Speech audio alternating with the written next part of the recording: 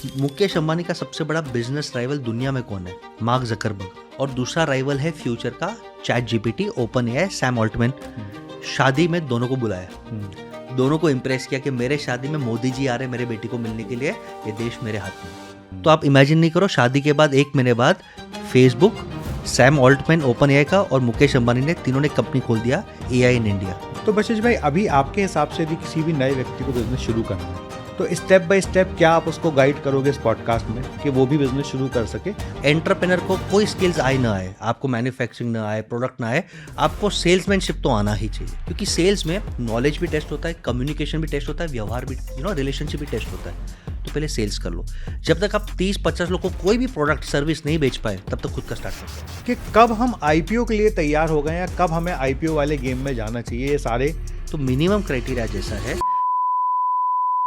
Top 5 businesses जो Microsoft ने report निकाले, चित्र बहुत इंटरेस्टिंग है कि एआई के ज़माने में 10 साल के बाद कौन से बिजनेसेस बेस्ट पे रहेंगे। Number 1 is nurse. Number 2 is emotional healers, क्योंकि लोग इतने डिप्रेशन में रहेंगे। नंबर 3 इस बुढ़े लोगों का ध्यान रखने वाला, क्योंकि वो लोनली और उनको कौन उठाएगा, उनको कौन नहलाएगा, जेरियाट्रिक केयर कहते हैं। नंबर 4, पूरा देश चाहता है बिजनेस करें, धंधा बनाएं और एक अपना एम्पायर बिल्ड करें, पर कर कुछ ही लोग पाते हैं। कुछ ही लोग क्यों कर पाते हैं? क्योंकि उनके पास होता है एक सही मेंटर, एक सही मार्गदर्शक जो उनको बताता है कि बिजनेस को करना कैसे है और बिजनेस में क्या गलतियां होती हैं। तो यदि आप भी बिजनेस करना चाहते हैं, आप भी बड़ा धंधा बनाना चाहते हैं, तो आज का पॉडकास्ट आपके लिए बहुत इंपॉर्टेंट है। नमस्कार दोस्तों, मेरा नाम चित्रेश सोनी है और आज मेरे साथ पॉडकास्ट में है मेरे बड़े भाई, मेरे दोस्त, मेरे मेंटर बशिश भाई, जिनसे मैंने भी बिजनेस की बहुत सारी लर्निंग ली और आज मैं जो भी हूँ बशिश भाई का उसमें बहुत बड़ा योगदान है। बशिश भाई, बहुत बहुत स्वागत है आपका। थैंक यू चित्रेश भाई, इट्स अ प्लेजर। ये मेरा सौभाग्य है कि आपके साथ पॉडकास्ट कर रहा हूँ। तो बशिश भाई, हम बिजनेस की ही बात करेंगे पूरे पॉडकास्ट में। आज बड़ा ट्रेंड है लोगों को स्टार्टअप करने का। आज बड़ा ट्रेंड है लोगों को नौकरी छोड़ के बिजनेस करने का। नौकरी छोड़ के बिजनेस करते हैं, थोड़े दिन बिजनेस करते हैं, फिर सर्वाइव नहीं कर पाते, फिर वापस नौकरी में आते हैं। तो बिजनेस किनको करना चाहिए और बिजनेस करने के लिए क्या बेसिक नेसेसिटी या क्या बेसिक स्किल्स एक व्यक्ति विशेष के पास होनी चाहिए?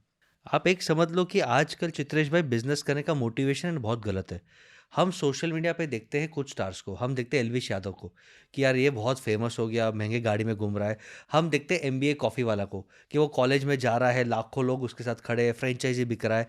हम देखते हैं चाय वाले को कि यार वो दुबई में भी जा रहा है, बिल गेट्स भी उसके पास आ रहा है। हम देखते हैं एक कलाकार को जो एक छोटा मोटा गाना गाता है और फेमस हो जाता है। तो लोगों को लगता है कि यार बिजनेस करके फेम मिल रहा है, बिजनेस करके हम दुबई जा रहे हैं, बिजनेस करके करोड़ों कमाया जाता है। तो ये मोटिवेशन के कारण बिना कोई प्रिपरेशन का वो बिजनेस करते हैं। बट मैं एक बिजनेसमैन की हार्श रियलिटी बता दूं, इंडिया नहीं वर्ल्ड की कुछ स्टैटिस्टिक्स बता दूं कि 70% जो फैमिली बिजनेस है, जो अनऑर्गेनाइज बिजनेस है वर्ल्ड में, वो बंद हो रहे 5 साल में। जर्मनी में बाकायदा एड्स लगाए चित्रेश भाई कि हमारे बिजनेस को चलाने के लिए कोई भी नहीं है, हमारा ब्रांड है, गुडविल है, इन्वेंट्री है, सप्लाई चेन है, प्लीज कोई खरीद लो, जो भाव में लेना है खरीद लो। अच्छी अच्छी कंपनीज ब्रांड 2-2 पाउंड में, 2-2 यूरो में बिकी है, 2 यूरो में, कि भाई एटलीस्ट हमारा जो लेगेसी है वो तो चले। अब 2 पाउंड यानी 200 रुपया, कैन यू इमेजिन? यानी ये इंडिया में भी हालत है कि बच्चे बिजनेस में ज्वाइन नहीं कर रहे। मैं दूसरा बिजनेस की रियलिटी बोलता हूँ। शार्क टैंक को और ऐसे प्रोग्राम्स को देख के हमें लगता है यार स्टार्टअप सेक्सी है, लेकिन इंडिया में 95% स्टार्टअप्स फर्स्ट 3 इयर्स या 4 इयर्स में खत्म हो जाते हैं। वर्ल्ड वाइड रेशियो अराउंड 90% है, इंडिया में 95% है। तो भाई स्टार्टअप में भी सक्सेसफुल नहीं है। अच्छा, जो नॉर्मल बिजनेसमैन कर रहे हैं, अगर आपने उनको पूछा, जो आज 100,000 10,000 करोड़ के टर्नओवर पे, जो हमारे ग्रुप में आप जानते हो, उनको अगर पूछा तो वो बोलते हैं कि बसेश भाई पहले 5 साल में वही लोगों को बिजनेस करना चाहिए जो रोज हार्ट अटैक सहन सके, रोज रोज रात को रो के, अकेले को रो के, क्योंकि उन्हें सपोर्ट नहीं मिलता, रोज जिनको अपना शर्म कॉम्प्रोमाइज करना पड़े, हाथ जोड़ना पड़े, वेंडर के सामने, बैंक के सामने, कस्टमर्स के सामने, टीम के सामने, और रोज जिसको सब काम करने में कोई शर्म ना हो, इमरजेंसी में झाड़ू पोछा भी लगाना पड़े, इमरजेंसी में डिलीवरी करने भी जाना पड़े, गलती ना हो तो भी कस्टमर को सॉरी मैम, उनकी 2 गाली बात करके भी स्माइल करके सॉरी मैम, अगले बार के लिए हम ध्यान रख देंगे, एक्स्ट्रा सामान ले लो, माफ कर दो। ये जब तक आपके पास एटीट्यूड नहीं है और जब तक आप अपने आईक्यू को नहीं मारते, ये आप देख लो चित्रेश भाई, आपके मेरे टाइम पे स्कूल में जो टॉपर्स थे या जो भी ज्यादा होशियार लोग हैं, वो आज बिजनेस जॉब में स्ट्रगल करते। यानी हाई आईक्यू के लोगों में अहंकार थोड़ा आ जाता है, एरोगेंस आता है, और वो मन में सोचता है अरे ये तो गधा है, ये मुझे क्या सिखाएगा, तो टीम में काम नहीं कर सकता। और business is a team game. आपको अपने एम्प्लॉयज़ भी चाहिए, वेंडर्स भी चाहिए, कस्टमर भी चाहिए, इन्वेस्टर्स भी चाहिए। आप इन्वेस्टर्स के सामने आप गाली बोलोगे या आप एरोगेंस दिखाओगे, तो जब तो तक आपका काम नहीं सितारा चलेगा। है तब तक चलेगा। अब मैं आपको इसका क्लासिकल एग्ज़ाम्पल देता हूँ कि बिज़नेस करना इतना ईज़ी है, लेकिन लोग इस पे कुछ कॉमन मिस्टेक्स करते हैं। तो 5 रीज़न्स व्हाई बिज़नेसेस फेल, कोई भी बिज़नेस हो, आप स्टार्टअप हो, फैमिली बिज़नेस हो, 5 रीज़न्स। सबसे पहला है समय। आपका जो सोच है, आपका जो आइडिया है, आपका जो प्रोडक्ट है, वो समय अनुसार रिलेवेंट नहीं है। अगर फॉर एग्ज़ाम्पल मैं 2015 में, अभी हम 2026 में बैठे, 10 साल 12 साल पहले 2015 में मैं ऑनलाइन कोचिंग स्टार्ट करता, तो तभी शायद नहीं चलता। नहीं चलता। कोविड ने सबको ज़ूम और इंस्टाग्राम और टिकटॉक और लिंक्डइन में कंफर्टेबल किया, तो आज ऑनलाइन कोचिंग चल रहा है। हुँ। अच्छा, अगर मैं 2030 में ऑनलाइन कोचिंग स्टार्ट करूँगा 4 साल बाद, तो it will be too late, क्योंकि अभी ऑलरेडी सब एस्टैब्लिश हो गए। तो timing is very, very important. वही ऑनलाइन कोचेज़ सक्सेसफुल है, जो 2020, 21, 22 में बहुत सीरियसली होके स्केल कर रहे हैं। अगर आप उससे पहले रहते तो आप बर्न करते, आप उसके बाद रहेंगे तो टू रेट है। तो सबसे पहले आप हमेशा बिज़नेस जब कर रहे हो, तो आप चेक करो कि ये क्या मेरा आइडिया प्रोडक्ट है, क्या ये समय से मैच कर रहा है? क्या हम समय से बहुत पहले, जैसे क्लासिकल एग्ज़ाम्पल है पेटीएम भाई। पेटीएम ने रेवोल्यूशन किया, आप मानते हो? लेकिन आज भी लॉस मेकिंग कंपनी है, आज भी उसका शेयर प्राइस कुछ खास नहीं है। इमेजिन करो इंडिया में डिजिटल वॉलेट करेंसी का पेटीएम करो कल्चर ही नहीं था। कल्चर तो नहीं था। उन्होंने कितना एजुकेशन में पैसा बहाया। हुँ। ओके, लोगों को बोला discount, cashback, discount, cashback, discount, cashback लेके लोगों की आदत आई। फिर लकीली वो मरने वाले थे, तब डिमोनेटाइजेशन हो गया 2016 में, तो बच गए। तो दुकानदार में पेटीएम लग गई, बट वहाँ पे भी यूज़ करने के लिए डिस्काउंट, कैशबैक, स्टाफ को सैलरी दो, भरपूर मार्केटिंग करो। और फिर एक दिन ऐसा आया कि कुछ कानून के लूपहोल्स के कारण उनके ऊपर थोड़ा बैन लग गया, और पीछे से जो गूगल पे, फ़ोन पे, अमेज़न पे, ये सब पीछे से जो आए, वो आगे चले गए। Today PhonePe is number 1 and Paytm किधर है? नहीं, it it is not there. आप टेक्निकली आरबीआई ने उसे बोल दिया कि आप वॉलेट अभी रख ही नहीं सकते। यानी इतना उसने जो मेहनत किया, अब सब ज़ीरो है। अब आप देखो पेटीएम क्या करेगा, वो बोलेगा आप मेरा यूपीआई यूज़ कर लो प्लीज़, आप मेरे से ट्रेन टिकट ले लो, मेरे से सामान ले लो, तो अब स्ट्रगल कर रहा है पेटीएम। अब विजय शंकर शर्मा का एक इंटरव्यू आया जो बोला कि अब हम फ्यूचर के लिए अब पेटीएम को रिवैम्प करेंगे, एआई बेस्ड शॉपिंग बनाएँगे। बट ये जो 15-20 साल की जर्नी है, जितना भी पैसा रेज़ किया, आईपीओ किया, मेहनत किया, ऑलमोस्ट आज तो ज़ीरो है। ठीक तो बात है। पहला मिस्टेक है चित्रेश भाई, समय। हुँ। ठीक है। सेकंड रीजन जो लोग खत्म होते हैं, it is not funds, it is poor planning of funds. लोग जो बोलते हैं ना कि सर पैसा नहीं हमारे पास, मैं नहीं मानता, आज पैसा मिलना बहुत ईजी है। लेकिन जो कुछ लोग जोश जोश में स्टार्टअप करते हैं, आपने भी देखा है कि थोड़ा सेविंग होता है 5, 10, 15 लाख, और वो 5, 10, 15 लाख के सेविंग से वो कूट जाते हैं। और फिर बिजनेस करने में मिस्टेक्स होना ही है। मार्केटिंग में थोड़ा बर्न होगा, रॉन्ग टीम मेंबर हायर होगा, रॉन्ग इवेंट होगा, वो पैसे खत्म हो गए, फिर जीने के लिए सफोकेशन होता है। फिर बिजनेस में ध्यान नहीं लगता, तो आप क्वालिटी कॉम्प्रोमाइज़ करते हो, आप फोकस नहीं दे सकते, और फिर धंधा खत्म हो जाता है। तो जब भी आप बिजनेस स्टार्ट करो, आप इंश्योर करो कि एटलीस्ट आपके पास एक पैसिव इनकम सोर्स कहीं ना कहीं से चालू हो। या तो कोई मतलब भाई, इस धंधे में कोई पैसा ना भी आए तो आपके सर्वाइवल चलते रहे। सर्वाइवल चलते रहे। यानी 6-12 महीना घर के लिए आप अलग एफडी कर दो, हुँ। और बिजनेस के लिए अलग पैसा, कॉमन पैसा नहीं। यदि आपके पास 6-12 महीने घर के लिए अलग पैसा हो, या आपके फादर का, भाई का, कोई पार्टनर का एक प्रॉपर्टी हो जिसके भाड़े से आप simple, not hi fi, but एकदम सिंपल लिविंग 30-40 हज़ार में आप घर खर्चा कर सकते हो, तो आप फोकस से यहाँ पे बिल्ड कर पाओगे। बट यदि आपके पास सेविंग है और आप वही हाई फाई लाइफस्टाइल से आप काम कर रहे हो, सेविंग्स खत्म हो रहा है, बिजनेस में ग्रोथ नहीं आ रहा है, फिर पैसे का सफोकेशन आ गया, खत्म हो गया। और यही प्रॉब्लम लोग करते हैं कि सर हमें सब्सिडी नहीं मिलता, मिलता है, बट उसके लिए ट्रैक रिकॉर्ड चाहिए भाई। तो सबसे पहला हम थर्ड पॉइंट बोलते हैं कि वही बिजनेस सर्वाइव करते हैं जिनका क्रेडिबिलिटी अच्छा है। यानी जब हम बोलते हैं ना सर गवर्नमेंट हमें लोन नहीं देता, बसेश भाई आप फंडिंग नहीं करा के देते, एक एग्जांपल हो, चित्रेश भाई आप करा के नहीं देते, हम एक ही चेक करते हैं कि भाई तेरा फ्रेंड, तेरी फैमिली मेंबर्स, तेरे टीचर्स, तेरे वेंडर्स, तेरे कस्टमर्स, वो तुझे ज़्यादा जानते हैं, वो तेरे साथ सालों तक रहे हैं, हम तो 10 मिनट ही बात कर रहे हैं। अगर वो तेरे को 50,000 नहीं दे सकते एडवांस, अगर वो तेरे को 1 लाख रुपए लोन नहीं दे सकते, तो तू मेरे से 50 लाख क्यों मांग रहा है भाई? तो क्रेडिबिलिटी बिल्डिंग, फाउंडर्स हमेशा ये लगता है कि सर मेरा आइडिया ये फैंटास्टिक है।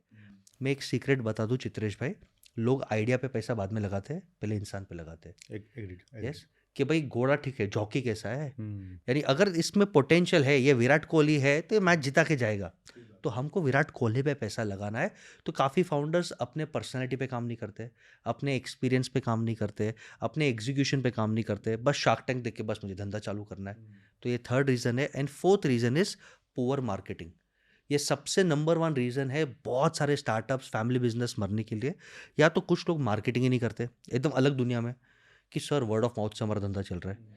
वो समझते नहीं कि भाई तुम्हारे वर्ड ऑफ माउथ से तुम्हारे पास आ रहे हैं 40 50 60 साल के लोग, तुम्हारे पास 20 25 साल के लोग नहीं आ रहे, जो जेनजी है मिलेनियल्स है, और यही फ्यूचर कस्टमर्स है। जो ओल्ड हो रहे हैं उनका कंजम्पशन कम होगा, जो यंग है वो क्रेडिट कार्ड पे लोन्स पे और कंज्यूम करेंगे। तो जो ओल्ड है उनका वर्ड ऑफ माउथ भी ओल्ड लोग ही सुनेंगे। जैसे मेरे फादर जहाँ पे बाल कटाते चित्रेश भाई, मैं वहाँ पे नहीं जाता हूँ, और मेरी बेटी मैं जहाँ पे जाता हूँ वो वहाँ पे नहीं जाएगी, ये एक्सेप्टेबल है। वो जहाँ से खरीदी करते हैं वो दुकान में जाके खरीदी करते हैं, मैं शायद अमेजोन से करता हूँ, या तो मैं मेरे फ्रेंड के यहाँ पे जाता हूँ। तो अगर आपने यंगस्टर को नहीं पकड़ा, 30s वाले को नहीं पकड़ा, 20s वाले को नहीं पकड़ा, तो आपका बिजनेस डिक्लाइन ही है। तो लोग मार्केटिंग करते नहीं है, ये एक एंड है। सेकेंड हैंड के लोग इतना भयंकर मार्केटिंग करते हैं, इतना पैसा बर्न करते हैं, पर उनके पास राइट मेंटोर नहीं होता, टूल्स नहीं है, प्रोडक्ट नहीं है, कि मार्केटिंग में इतना बर्न हो गया कि फिर पैसे बचे नहीं रहे और फिर सफोकेट हो जाते। तो ये 4 रीजंस के कारण बिजनेस खत्म होते हैं। तो बशीष भाई, अभी जैसे जैसे अभी अपना बात हुई कि स्टार्टअप में मोटिवेशन के कारण लोग आ रहे हैं, दूसरों को देख के आ रहे हैं, अपने इनर स्ट्रेंथ के कारण नहीं आ रहे हैं। उनको क्या पसंद है, उनको क्या पसंद नहीं है, वो मैटर नहीं कर रहा है। उन्होंने किसी को देखा, इन्फ्लुएंस हो गए और फिर बिजनेस में आ गए। ये सबसे बड़ी गलती है। तो बशीष भाई, अभी आपके हिसाब से यदि किसी भी नए व्यक्ति को बिजनेस शुरू करना है, तो स्टेप बाय स्टेप क्या आप उसको गाइड करोगे इस पॉडकास्ट में कि वो भी बिजनेस शुरू कर सके और धीरे धीरे सस्टेनेबल बिजनेस बनाए? मैं बड़ा बिजनेस नहीं मैं बोलता हूँ, मैं बोलता हूँ सस्टेनेबल रहे जो बिजनेस। सर मैं सस्टेनेबिलिटी की डेफिनेशन दे सकता हूँ। यदि बिजनेस 1 करोड़ का प्रॉफिट, मैं सेल्स नहीं बोल रहा हूँ, सब खर्चा इंटरेस्ट टैक्स निकाल के 1 करोड़ का प्रॉफिट निकालता है, मेरे हिसाब से वो अच्छा बिजनेस है। टर्नओवर कितना भी हो, 10 हो 100, अगर आपको 1 करोड़ का प्रॉफिट कराने वाला बिजनेस चाहिए, 1 करोड़ का प्रॉफिट करने वाला बिजनेस मेरे डेफिनेशन में गुड बिजनेस है। वो आप स्लो एंड स्टेडी 4 साल यानी 1000 डेज में बिल्ड कर सकते हो। तो उसका फ्रेमवर्क मैं ये पॉडकास्ट में दूंगा, और ये 99% लोग कर पाएंगे अगर आप ये स्टेप लॉजिकली फॉलो कर पाएंगे। ठीक है। सबसे पहला स्टेप है कि सर अगर मुझे पेड़ काटना है, तो 90% लोग क्या करेंगे, हथियार उठाओ पेड़ काटना चालू करो, ये कहावत आपने सुना है। पर जो स्मार्ट आदमी वो क्या करेगा, पहले पेड़ के बारे में पूछेगा, ये पेड़ कैसा है, उसका रूट कैसा है, फिर हथियार को शार्पन करेगा।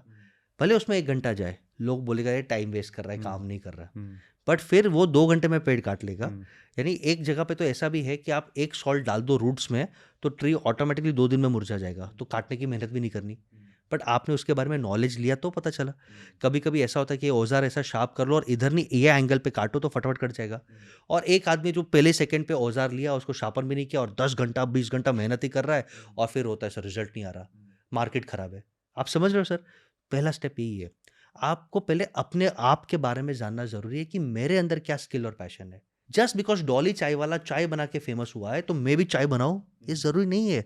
क्या मेरे में वो स्किल सेट है, क्या मुझे पसंद आएगा 18 18 घंटा मंडे टू संडे चाय बनाना? जस्ट बिकॉज एमबीए कॉफी वाला सक्सेसफुल है तो मैं मेरी मम्मी की ज्वेलरी बेच के उसका फ्रेंचाइजी ले लूं 25 लाख में और एक्सपेक्ट करूं मैं करोड़पति बन जाऊं? मूर्खता है। पहले जानो कि भाई दिन का 10,000 का ही गल्ला होता है, 25 लाख देने से पहले जानो। आप समझो चित्रेश भाई? समझा समझा। तो पहले चीज भाई कि आप अपने आप को पहचानो, और अपने आप को पहचानने के लिए मेरा कंपलसरी फॉर्मूला है, कंपलसरी है। आप घर में बैठे बैठे रील्स देख के अपने आप को नहीं पहचान सकते, आपको फील्ड पे काम करना पड़ेगा, भले कोई भी काम करो। और आप कॉलेज में पढ़ रहे हो, आप स्कूल में भी हो, तो आप पार्ट टाइम तो काम कर ही सकते हो। जैसे मैं, आपको पता है 6 साल से मेरी मम्मी ने मेरे को बोला बेटा जा दुकान पे बैठ। अब 6 साल का बच्चा दुकान में क्या उखाड़ेगा? बट वहाँ से purchase, sales, cash counting, labour, माल कहाँ से आ रहा है, वो धंधे का जीन्स, इन्वेस्टिंग करना, प्रॉपर्टी खरीदना। तो अगर आपके बच्चे आपके बिजनेस में भी सैटरडे आते हैं, या और किसी फ्रेंड के बिजनेस में अगर आप चाहते हो कि झगड़ा ना हो, सिर्फ सैटरडे सैटरडे आते हैं, कॉलेज में आप 3 घंटा किधर भी अच्छे कंपनी में पार्ट टाइम नौकरी करो, आपको अपने बारे में पता चलने लगेगा यार मेरे को ये नंबर्स पसंद है, ये डिस्कवरी करो। क्यों? क्योंकि अगर आप दूसरे को कॉपी करके कि मैं जसप्रीत बुमराह मेरा नाम है, लेकिन सचिन अच्छा बैटिंग करता है तो मुझे बैट्समैन बनना है, तो मैं कभी वर्ल्ड बेस्ट क्रिकेटर नहीं बनूंगा। लेकिन अगर मैं कोई अच्छे कोच के पास जाऊँ, क्रिकेट बहुत ज़्यादा खेलूँ और पता चले यार मैं तो फास्ट बॉलिंग अच्छा करता हूँ और मैं यॉर्कर मार के तो बॉल फाड़ देता हूँ, तो मैं सचिन को भले अप्रिशिएट करूँ लेकिन मैं फास्ट बॉलर बनूंगा। तो आज जसप्रीत बुमराह की अलग आइडेंटिटी है। तो ब्लाइंड कॉपी मत करो, ये पहला स्टेप है। ये मतलब पहला स्टेप कहीं इंटर्नशिप जैसा कर लो, यस, पार्ट टाइम जॉब कर लो, यस, जिससे आपको पता चले कि आपकी स्किल्स क्या हैं और आप किस चीज़ में बेहतर हो, ये हो गया बेहतर पहला पहला स्टेप। स्टेप, और क्या आप बिजनेस के लिए बने हो। हुँ, क्योंकि जब आप किसी कंपनी में काम करते हो, और खास करके मेरा रिक्वेस्ट रहेगा चित्रेश भाई, छोटे कंपनीज में काम करो। बड़ी कंपनी में काम करते हो ना, तो आपका रोल बहुत सीमित होता है, बहुत बस सेम रोल हो जाता है, वहीं फिक्स हो बस जाता है। वही सेव होता है, हुँ, और आपको बहुत नहीं मिलता। पर हुँ, अगर आप एक छोटे कंपनी में काम कर रहे हो, समझो जिनका 5 करोड़ टर्नओवर है, 3 करोड़ टर्नओवर है, 20-30 जन का स्टाफ है, यानी एक okay company, not very very small, आप ओनर से बात कर सकते हो। आप एक्स्ट्रा हाथ हाथ खड़ा करके खेल सकते हो, सर मैं खेलेगा, मैं मार्केटिंग करेगा, सर संडे को आएगा, मैं स्टोर संभालेगा। तो आपको इतना ट्रेनिंग मिलेगा 6 महीने में, जो आपको 10 साल में नहीं मिल सकता। और तब आपको पता चलेगा यार, बिजनेस में तो कितना फट रहा है। ओनर यार सैलरी लेने के लिए उसको सीसी लेना पड़ रहा है यार, माल में तो मार्जिन्स नहीं है। आपका दिमाग का बत्ती खुलना चालू हो जाएगा, कैलकुलेशन है, क्या मैं बिजनेस के लिए बना हूँ नहीं बना हूँ, वो समझ में आएगा। मतलब इनिशियल जब आप करियर शुरू करो, तो एक मीडियम साइज़ की कंपनी में काम करो जिसमें आपको सारे एंगल में खेलने का यस, मौका मिल जाए, आपका बिल्कुल, एक्सपोज़र बड़ा हो जाए। बिल्कुल। यानी अगर मैं क्रिकेटर हूँ, ओके, और मेरे को क्रिकेटर बनना है, सचिन पसंद है, मैं छोटे कोचिंग एकेडमी में जाऊँगा और वहाँ पे बोलूँगा सर मुझे मैच खेलना है। मैं बैटिंग भी करूँगा, बॉलिंग भी करूँगा, फील्डिंग भी करूँगा, विकेट कीपिंग करूँगा। 6 महीने के बाद पता ऑटोमैटिक चल जाएगा, यार तू बॉलिंग अच्छा करता है, तू बॉलिंग पे फोकस कर।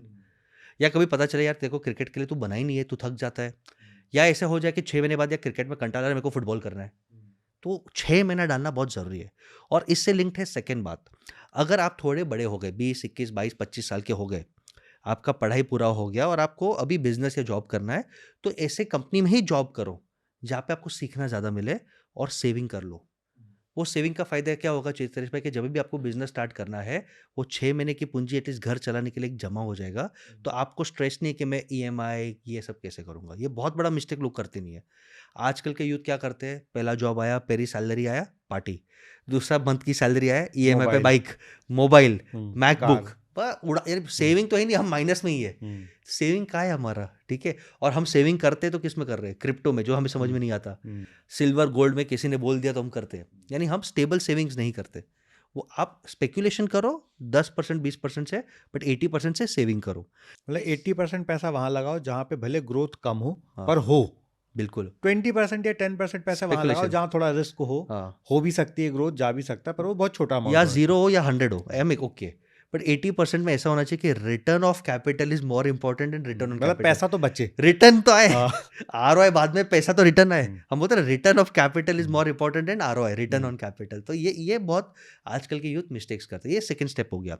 अब ये 2 स्टेप्स करने के बाद आपको पता आ गया 2 चीज़, कि मेरा ये स्किल है, मेरा ये पैशन है, मुझे गाना गाना पसंद है, फॉर एग्ज़ाम्पल मैं 8-8 10-10 घंटा गा सकता हूँ। अब आपको वो मार्केट के बारे में पेड़ काटने से पहले और रिसर्च करो। कौन अच्छे सिंगर्स है, कौन सा अच्छा म्यूजिक एल्बम है, कहाँ पे सिंगिंग करके, कॉन्सर्ट करके, या यूट्यूब पे चैनल लॉन्च करके कर सकता हो। और रिसर्च करने का सबसे बेहतरीन तरीका है सर, चप्पल घिसो। इंस्टाग्राम पे या एआई पे या चैट जीपीटी रिसर्च नहीं होगा। आप करो बेसिक, पर उससे अच्छा आप 10 जन का कॉन्टैक्ट निकालो, म्यूजिक वाले का, आर्टिस्ट वाले का, उनको आपका सैंपल भेजो और बोलो सर ना मुझे पैसा चाहिए ना जॉब चाहिए, मुझे सिर्फ 2 मिनट का एडवाइस चाहिए कि नेक्स्ट क्या करूँ। जब आप एडवाइस मांगते हो तो लोग हेल्प करते हैं। चित्रेश भाई आपको पता है, मेरे को लिंक्डइन पे और इंस्टाग्राम पे रोज 30 से 40 मैसेज आते हैं, भैया पैसा चाहिए, भैया जॉब चाहिए, भैया पैसा चाहिए, जॉब चाहिए। ऑटोमेटिक डिलीट हो जाते हैं। हम डिटेल में नहीं जा सकते, बट एक आध ऐसा पोस्ट आता है कि भैया ये हमारा बिजनेस प्लान है, आपके कोई टीम मेंबर को प्लीज़ रिक्वेस्ट कर दो 2 मिनट वो चेक करके हमको फीडबैक दे दे, हम इस पे मेहनत करना चाहते हैं, प्लीज़ हमें आपका गाइडेंस चाहिए सर, और आज हम आपकी फीस अफोर्ड नहीं कर सकते। तो उसको आपको क्या लगता है, हम डेफिनेटली हेल्प करेंगे, करनी चाहिए। और हम करते हैं, हुँ, और हर अच्छा लोग करेगा सर। हुँ, बट आप पैसा जॉब मांगोगे तो नहीं मैं नहीं करेगा। जानता हूँ आपको यार, why should I even entertain hmm, you. तो आप 10 जन को ऐसे रीच आउट करोगे तो 4 आपको मिलेंगे, 2 जन आपके साथ वीडियो कॉल करेंगे या ईमेल ईमेल खेलेंगे, आपको मार्केट का पल्स आना चालू हो जाएगा।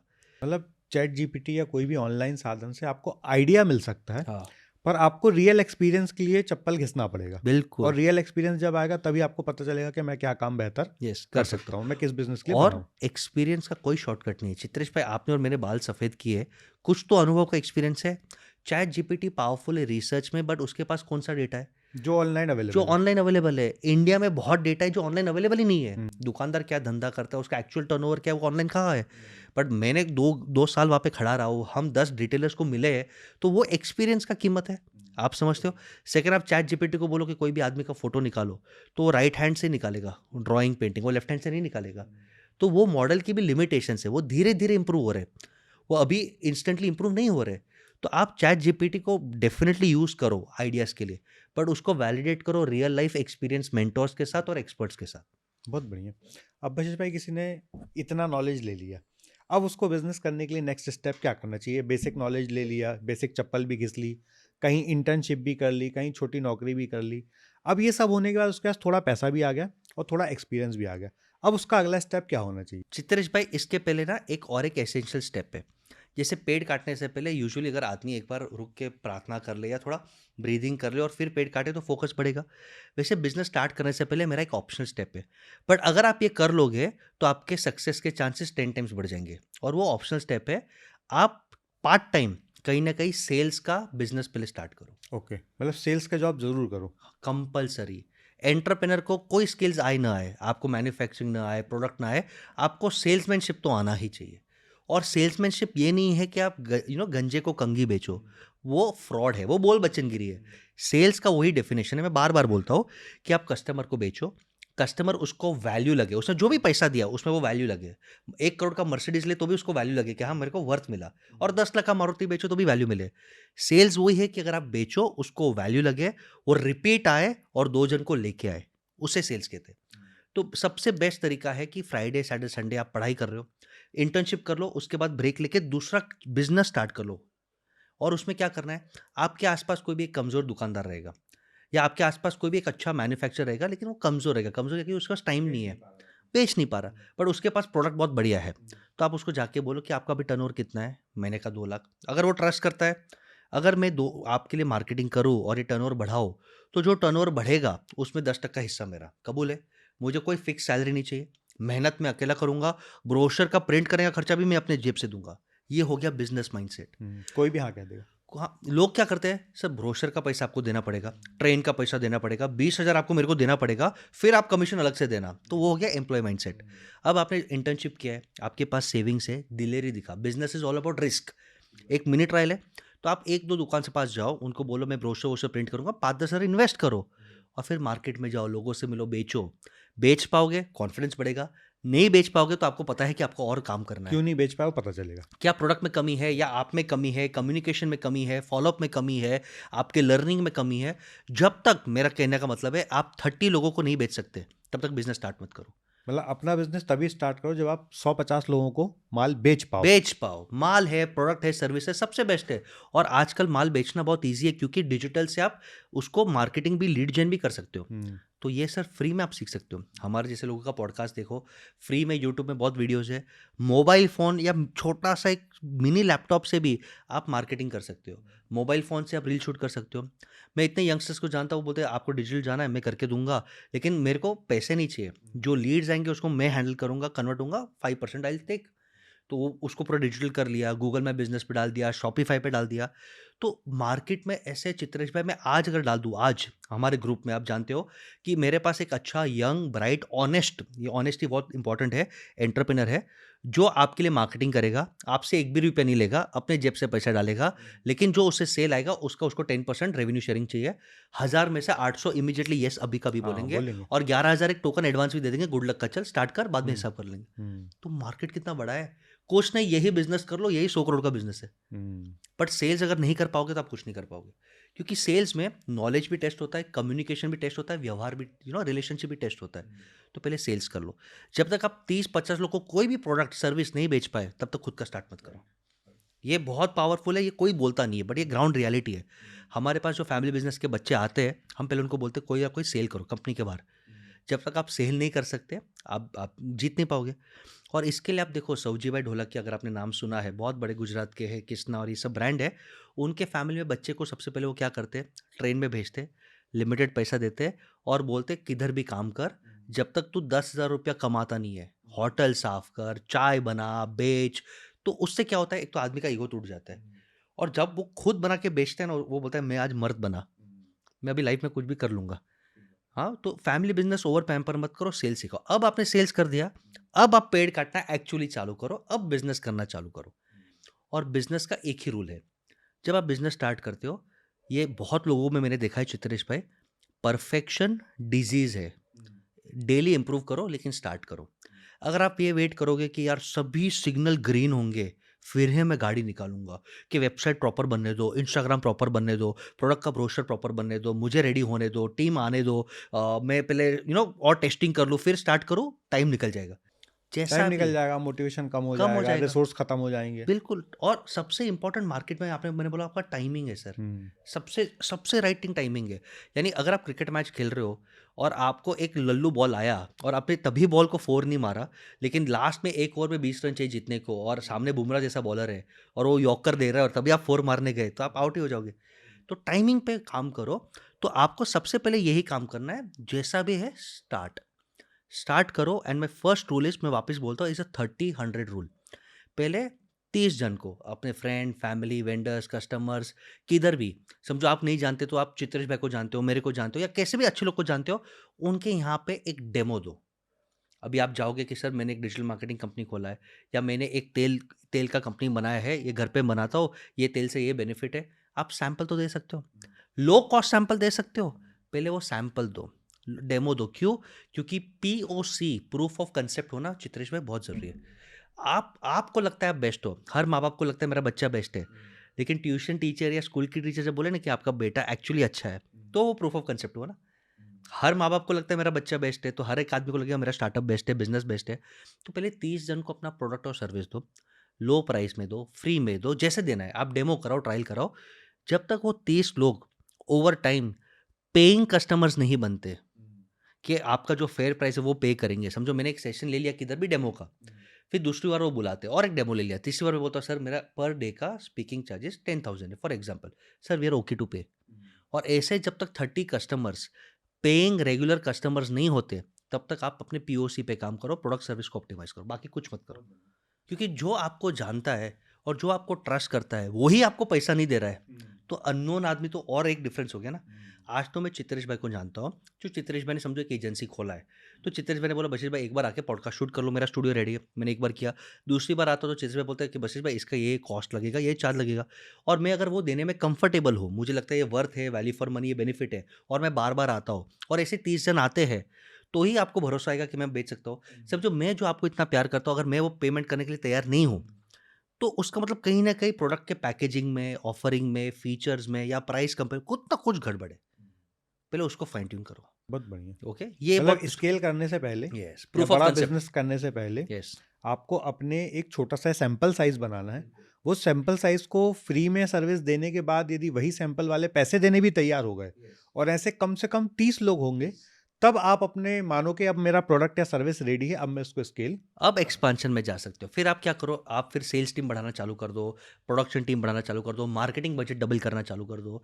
लोग क्या करते हैं, पीओसी रेडी नहीं है और फिर एक्सपेंशन करते हैं और वो पैसा बर्बाद होता है क्योंकि तुम्हारा ऑफरिंग रेडी नहीं है। नोन लोग ही तुमसे कन्विंस नहीं है, तो अननोन लोग कैसे कन्विंस होंगे? अब आपके पास दूसरा एडवांटेज क्या है चित्रेश भाई, जैसे आपने एक्सपांड किया, लोग आपके वेबसाइट पे आए, आपसे बात में आए, सर आप बोलते हो आपके मैजिकल ऑयल है। अरे मैं थोड़ी बोल रहा हूँ, ये 30 कस्टमर का वीडियोज़ है, 30 लोगों का गूगल रिव्यू है, ये साइंटिफिक सर्वे है, आपसे तो बात कर लो। अब क्रेडिबिलिटी बढ़ गई। तो बिज़नेस का एक ही फ़ॉर्मूला है, वीसीपी, विज़िबल रहो यानी मार्केटिंग करो, बट क्रेडिबिलिटी के साथ, तो ही प्रॉफिटेबिलिटी आएगा। तो विजिबिलिटी, क्रेडिबिलिटी एंड प्रॉफिटेबिलिटी, ये आप फोकस करो। वैल्यूएशन ऑटोमेटिक आ जाएगा। लोग उल्टा करते हैं सर, वैल्यूएशन के पीछे भागते हैं। अनलेस आप एआई टेक बिजनेस वो वाले नहीं हो, वैल्यूएशन पे मत भागो, आप वीसीपी के पीछे भागो, वैल्यूएशन आपको मिल जाएगा, 100% मिल जाएगा। बहुत बढ़िया। मतलब ये स्ट्रगल वाला फ़ेज़ भी हो गया आदमी का ख़त्म, प्रूफ ऑफ कॉन्सेप्ट भी हो गया, अब वो स्केलेबिलिटी के फ़ेज़ में आ गया। तो बशीष भाई एक कॉमन मिस्टेक बिज़नेसमैन में देखने को मिलती है कि बिज़नेस में जैसे ही पैसा आना शुरू होता है, बिज़नेसमैन अपने खर्चे अनाप-शनाप कर लेता है और वो बिज़नेस के पैसे को और पर्सनल पैसे को डिफ़रेंशिएट नहीं करता है और वहीं टूटता है। आपने हमने बहुत सारे लोगों को ऐसा देखा, जो एक समय पे अच्छा बिज़नेस कर रहे थे, हमें लग रहा था ये बहुत बड़ा हो जाएगा, पर उसने फाइनेंस सही मैनेज नहीं किया और वो कोलैप्स हो गया। तो ये क्या कॉमन गलतियाँ करते हैं और इन गलतियों से कैसे बचा जा सकता है? बिल्कुल, आप एग्जाम्पल मैं दूंगा। सबसे बेस्ट कंपनी था ब्लू स्मार्ट, दिल्ली में, नोएडा में, ग्रीन कैप्स बेचता था। लोग ब्लू स्मार्ट को प्रीमियम देते थे, ओला उबर से ज़्यादा पैसा देने को तैयार थे और ब्लू स्मार्ट को बहुत प्यार करते थे। ब्लू स्मार्ट बंद क्यों हुआ? फाइनेंशियल मिसमैनेजमेंट और फ्रॉड के कारण। बायजूस एक टाइम पे इतना टॉप पे था, बंद क्यों हुआ? लिक्विडिटी और फाइनेंशियल फ्रॉड। तो 80% कंपनी जो बंद होते हैं वो फाइनेंस मिसमैनेजमेंट में बंद होते हैं। अब इसका माइंडसेट समझो, क्योंकि आपने इतना मेहनत किया इतने टाइम से चित्रेश भाई, सेविंग्स कम हो गया, स्ट्रगल किया, जैसे पैसे आते हैं ना, ये ह्यूमन नेचर है कि पहले एंजॉय कर लो। पर वही आदमी जीतता है जिसके पास वॉरेन बफे और रतन टाटा का माइंडसेट है, सिंप्लिसिटी विंस। वो सिंघम का डायलॉग है ना, मेरे जरूरत है कम इसके लिए, यह जमीन में है दम और नाम है बाजीराव सिंघम। तो आप फर्स्ट फेज में जैसे कंपनी में कैश फ्लो बढ़ता है, आप एक डिसिप्लिन रखो, आप अपनी एक सैलरी नक्की कर लो कि मैं महीने का 40,000 लूंगा, महीने का 60,000 लूंगा। आप फेयर सैलरी नक्की कर लो, और वो अपने पार्टनर है या बहुत भरोसेमंद कोर टीम मेंबर से उनके साथ कंसल्ट करके फिर नक्की करो कि किसी को ऐसा नहीं आना चाहिए कि यार हमें 20,000 दे रहा है और ये 3 लाख लेके जा रहे हैं, क्योंकि इनिशियल डेज में सब आपको सपोर्ट कर रहे हैं, उन्होंने भी अपना कुछ कॉम्प्रोमाइज़ किया है।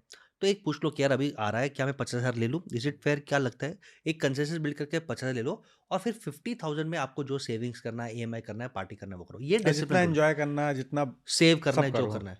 देखो लोग क्या करते हैं, एक ही कंपनी में से पर्सनल अय्याशी भी करते हैं और एक ही कंपनी में से कंपनी भी एक्सपांड करते हैं। अब मैं एग्जांपल देता हूँ, मेरे पास एक आदमी आया और बोला बसेस में खर्चे बहुत बढ़ गए, कंपनी बहुत बेकार है, आप एनालाइज करो। मैंने एनालाइज किया, बोला सर इतना लोन क्यों हो गया? हाँ सर घर लिया ना, हाँ सर गाड़ी लिया ना नया, हाँ सर हम वेकेशन पे गए थे ना, सर बीच में मेरे बहन को ये चाहिए था तो मैंने गोल्ड लेने के लिए पर्सनल लोन लिया ना। तो मैंने बोला भाई ये कंपनी का फॉल्ट नहीं है, तुमने पर्सनल डिजायर्स को फुलफिल करने के लिए लोन लिए और वो कंपनी पे डाल दिए, और उसका ईएमआई अब 2.5 लाख रुपया आ रहा है जो कंपनी चुका नहीं पा रहा है। और कंपनी को ग्रो करने के लिए, मार्केटिंग के लिए आप 1 लाख नहीं डाल रहे हो और ये 2.5 लाख ईएमआई डाल रहे हो, ये पुअर प्लानिंग है। आप 2 बीएचके में रहते थे और 1 साल रह सकते थे ना, आप बिल्ड कर सकते थे। आप मारुति में घूमते थे, आपको टोयोटा इनोवा लेने की जरूरत नहीं थी, आप 1 साल डिफर कर सकते थे। यहाँ पे लोग मार खाते हैं। बट जिस दिन आपने ये डिसिप्लिन रखा, बिगेस्ट डिसिप्लिन, कि मैं सैलरी निकालूंगा और एक एक अकाउंट सेपरेट रहेगा। अगर आपका प्रोपराइटर है, मैं थोड़ा टेक्निकल बोलता हूँ, कि अगर आपका कंपनी प्रोपराइटर है, लोग क्या करते हैं, वही अकाउंट में पर्सनल खर्चे भी करते हैं, बिजनेस के खर्चे करते हैं। अगर आप पार्टनरशिप, एलएलपी, प्राइवेट लिमिटेड हो तो कंपनी का अकाउंट अलग है। बट इररिस्पेक्टिव, आप एक नियम करो कि कंपनी में से हर 3 तारीख को, 7 तारीख को मैं एक अमाउंट निकालूंगा, 30, 40, 50,000, 2 लाख, 5 लाख जो भी है, वो निकाल के दूसरे अकाउंट में जाएगा और वहां से ही मेरे घर, सेविंग्स, इन्वेस्टमेंट चलेगा। वो डिसिप्लिन रख लो तो कंपनी डिसिप्लिन से जाएगा। और वही एंटरप्रेन्योर सक्सेसफुल होते हैं, मैं वापस बोलता हूँ सर, जो अपनी सैलरी मिनिमम रखते हैं फॉर द फर्स्ट 5-7 ईयर्स, बहुत मिनिमम रखते हैं, और जो 90-95% री इन्वेस्ट करते हैं, वही सक्सेसफुल आदमी होता है सर। तो इसका कोई रेशियो डिफाइन करोगे या कोई फॉर्मूला कि मान लो आपकी कंपनी में 100 रुपये प्रॉफिट हो रहा है, तो एक फाउंडर की या पार्टनर की मैक्सिमम सैलरी प्रॉफिट में से कितनी तक होनी चाहिए? Highest ever ever ever, no matter what, your salary can not exceed 60%। Highest बोल रहा हूँ 60%, नहीं 40% तो री इन्वेस्ट करो। बट अगर आप 60% से भी कम ले सकते हो, प्लीज लीजिए। देखो आपका कंपनी एक छोटा बच्चा है, उसको जितना आप दूध पिलाओगे, जितना आप शुद्ध घी दोगे, उतना वो बढ़ेगा। व्हाट इज दूध and ghee? That is cash flow. आप जितना उसको कैश फ्लो दोगे और जितना कैश फ्लो स्ट्रांग होगा, उतने कंपनी के नंबर स्ट्रांग होंगे, उससे बेसिस पे आप और बैंक लोन ले पाओगे। बट अगर आपका कंपनी का नंबर ही वीक है तो आपको बैंक लोन भी मिलेगा, कम मिलेगा, महंगा मिलेगा। तो मैं लोन्स में आता हूँ थोड़ी देर में, बट मैक्सिमम प्लीज एंश्योर 60%। 60% ज़्यादा लेते हो तो हमारे लिए रेड फ्लैग है कि भाई कंपनी ये फिर बिजनेस नहीं है, ये सेल्फ लेड कंपनी है, ये सोलोप्रेन्योरशिप है। यानी ये बसेश भाई अपने खर्चे को पूरे करने के लिए कंपनी चला रहे, ये एक बिजनेस नहीं चला रहे। मतलब फिर वो बिजनेस है ही नहीं, बिजनेस नहीं वो है, एक सेल्फ एम्प्लॉयड का सेल्फ एक एम्प्लॉयड कैटेगरी है। हो गई यस यस। कि आपने जो कमाया पूरा खर्च कर दिया हाँ, तो और आप स्केलेबल उसको बिजनेस कभी नहीं बड़ा है। बना ही नहीं, नहीं पाएंगे। वही नहीं सर, पैसे नहीं है, क्योंकि आपको जीने के लिए पगार चाहिए, वही पगार के ऊपर एक कंपनी जनरेट नहीं कर सकता। तो ये आपकी स्किल के ऊपर कमी है या आपके बिजनेस मॉडल में कमी है। पर भाई लोग बोलते हैं कि भाई मैं बिजनेस इसलिए कर रहा हूँ कि मैं एंजॉय कर सकूँ, मैं पैसे को वो कर सकूँ। अब मैं मेरे ही पैसे को यूज़ ना करूँ तो फिर मैं पैसे कमाई क्यों रहा हूँ? लोग ऐसा ब्यूटीफुल। भी बोलते हैं। और बोलेंगे, और मैं इसका बेस्ट एग्जांपल देता हूँ सर। 6 महीने का शादी करने का सपना आपका भी है, मेरा भी है, let's be real. But Mukesh भाई ने 6 महीने का शादी कब किया सर? कब किया? एक लेवल पे पहुंचने के बाद, जब उसके एसेट्स 0.5% थे।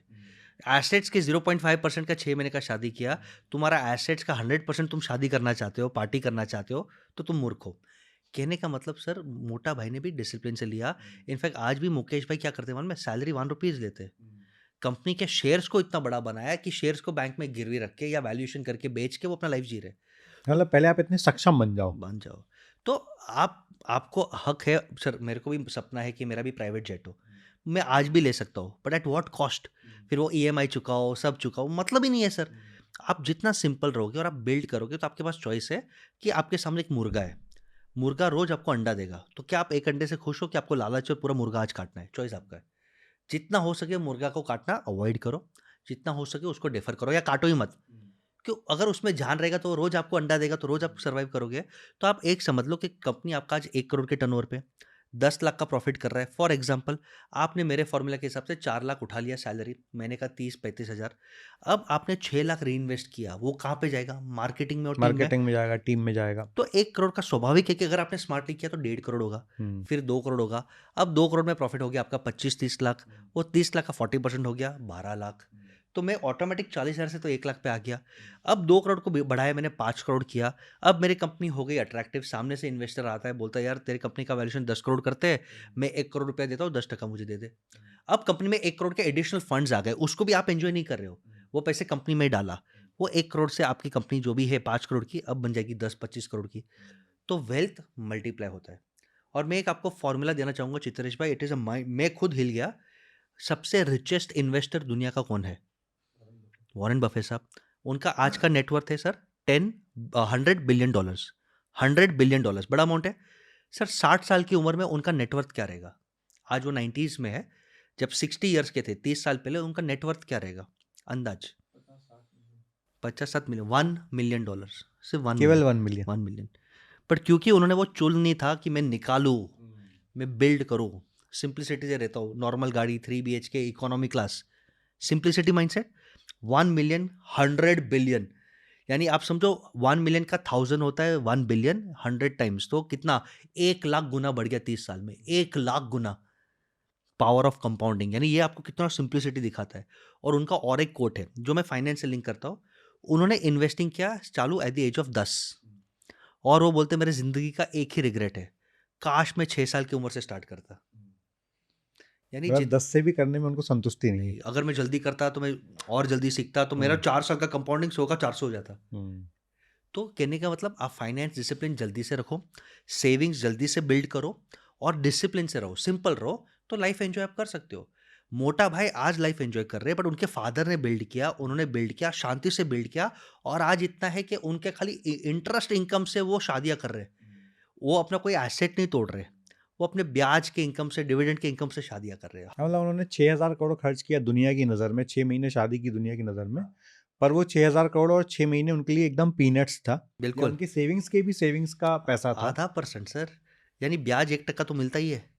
1 महीने का ब्याज है सर, 1 महीने का ब्याज, आधा % तो एफडी देता है आपको 6-7%। मतलब दुनिया को लग रहा है वो बहुत खर्च किया, पर उनके लिए वो कुछ भी खर्चा। 1 महीने का ब्याज है सर। और वो भी खर्चा किया, उसमें भी ऑलरेडी उन्होंने 100 गुना कमा लिया, ऑलरेडी कमा लिया, वो मार्केटिंग खर्चा था। मुकेश अंबानी का सबसे बड़ा बिजनेस राइवल दुनिया में कौन है? Mark Zuckerberg. आप सोचो तो, क्योंकि हम डेटा पे खेल रहे हैं। और दूसरा राइवल है फ्यूचर का chat GPT, open AI, Sam Altman. शादी में दोनों को बुलाया, दोनों को इंप्रेस किया कि मेरे शादी में मोदी जी आ रहे हैं मेरे बेटी को मिलने के लिए, ये देश मेरे हाथ में है। पीएम अगर मेरे शादी में आ रहा है, और Modi ji is a very strong character, Trump के सामने भी लड़ रहे हैं कि अगर पीएम साहब मेरे शादी में आ रहे हैं, आप मेरे यहाँ पे आके देख रहे हो सब मिनिस्टर्स आ रहे हैं, सब क्रिकेट आ रहे हैं, तो इंडिया मेरे जेब में है, इंडिया में आना है तो मेरे से दोस्ती कर लो, मेरे से झगड़ो मत। तो आप इमेजिन नहीं करो, शादी के बाद 1 महीने बाद Facebook, Sam Altman open AI का, और मुकेश अंबानी ने, तीनों ने कंपनी खोल दिया एआई इन इंडिया। यानी अब मुकेश अंबानी से कोई पंगा नहीं लेगा, अब पार्टनरशिप करेंगे कि इंडिया में आना है तो मैं इंडिया का बापू। सेकंड, उनको पैसा फंड रेजिंग इंडिया से नहीं करते, वो बाहर से करते।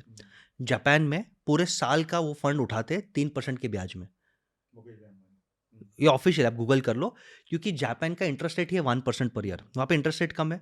और इन्फ्लेशन, क्योंकि डॉलर येन हो जाता है, इन्फ्लेशन इंश्योरेंस कॉस्ट 1-2% लगता है, तो साल का 3% पैसा आप अप्लाई करो, आपको नहीं मिलेगा, कोई बड़े लिस्टेड कंपनी हो उसको ही मिलेगा। आप मोटा भाई 3% पे उसको पैसा मिलता है, आप उसके सामने कंपटीशन कर रहे हो, आपको ब्याज लग रहा है 9%, वो 5% एक्स्ट्रा डिस्काउंट में बेच देगा, अरे क्या फ़र्क पड़ता है, तो आप जीत ही नहीं पाओगे। वो चाहता है कि दुनिया में लोग मेरे बारे में जाने। तो यूके में लोग अंबानी को नहीं जानते थे, यूएस में जो मिड लेवल लोग ही नहीं जानते थे, वो चाहते थे कि लोग जाने, तो कल उठ के मैं पैसा रेस करूँ, मैं अपना ब्रांड लॉन्च करूँ, तो लोग मुझे सपोर्ट करें। तो उन्होंने जॉन सीना को बुलाया, उन्होंने रिहाना को बुलाया, उन्होंने सेलिब्रिटीज़ को बुलाया, और न्यूज़ चैनल चालू लग रहा है कि 100 मिलियन दिया रिहाना को, 10 मिलियन दिया जॉन सीना को। बट वो एक मार्केटिंग कॉस्ट था। आज यूके में आधे से ज़्यादा लोग जानते हैं कि अंबानी कौन है, रिलायंस कौन है। तो ये शादी भी एक जरिया था बिजनेस पार्टनरशिप का और मार्केटिंग पीआर का। और हम शादी किसके लिए करते हैं कि समाज में नाम हो, समाज में नाम हो, बस लोग देखें, उतने अरे में। अपन ने ऐसी शादी की है, लोग देखें। और वो सस्ता ब्याज लेने के लिए, टाई हम्म, अप्स करने के लिए और ब्रांडिंग करने के लिए शादी कर रहे हैं। क्या है सर बहुत बढ़िया, ब्रिलियंट। माइंडसेट है?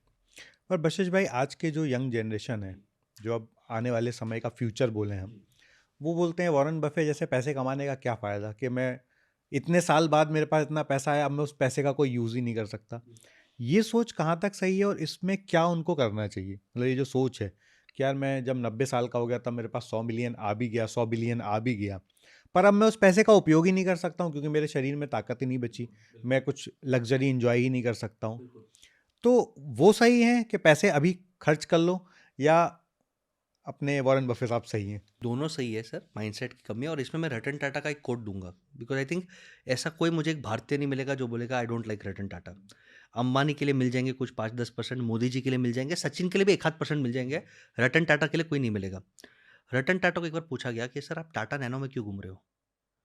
टाटा नैनो में सर, आपके पास जैगुआर है, आप रेंज रोवर में घूमो, लैंड रोवर में घूमो यार, आप प्राइवेट जेट में घूमो, आप इस सादे घर में क्यों रह रहे हो? आप बंगलो बनाओ, लोग एंटीला बना सकते हैं, आप बंगलो बनाओ। वो बोलता है ये मेरा पैसा है ही नहीं, आई एम अ ट्रस्टी, ये मेरा पैसा है नहीं, आई एम अ ट्रस्टी, मैं कंफर्टेबल रहूँगा, वो मेरा हक है, बट ये पैसा मुझे मेरे कंपनी, मेरे फाउंडेशन और लोगों को भला करने के लिए।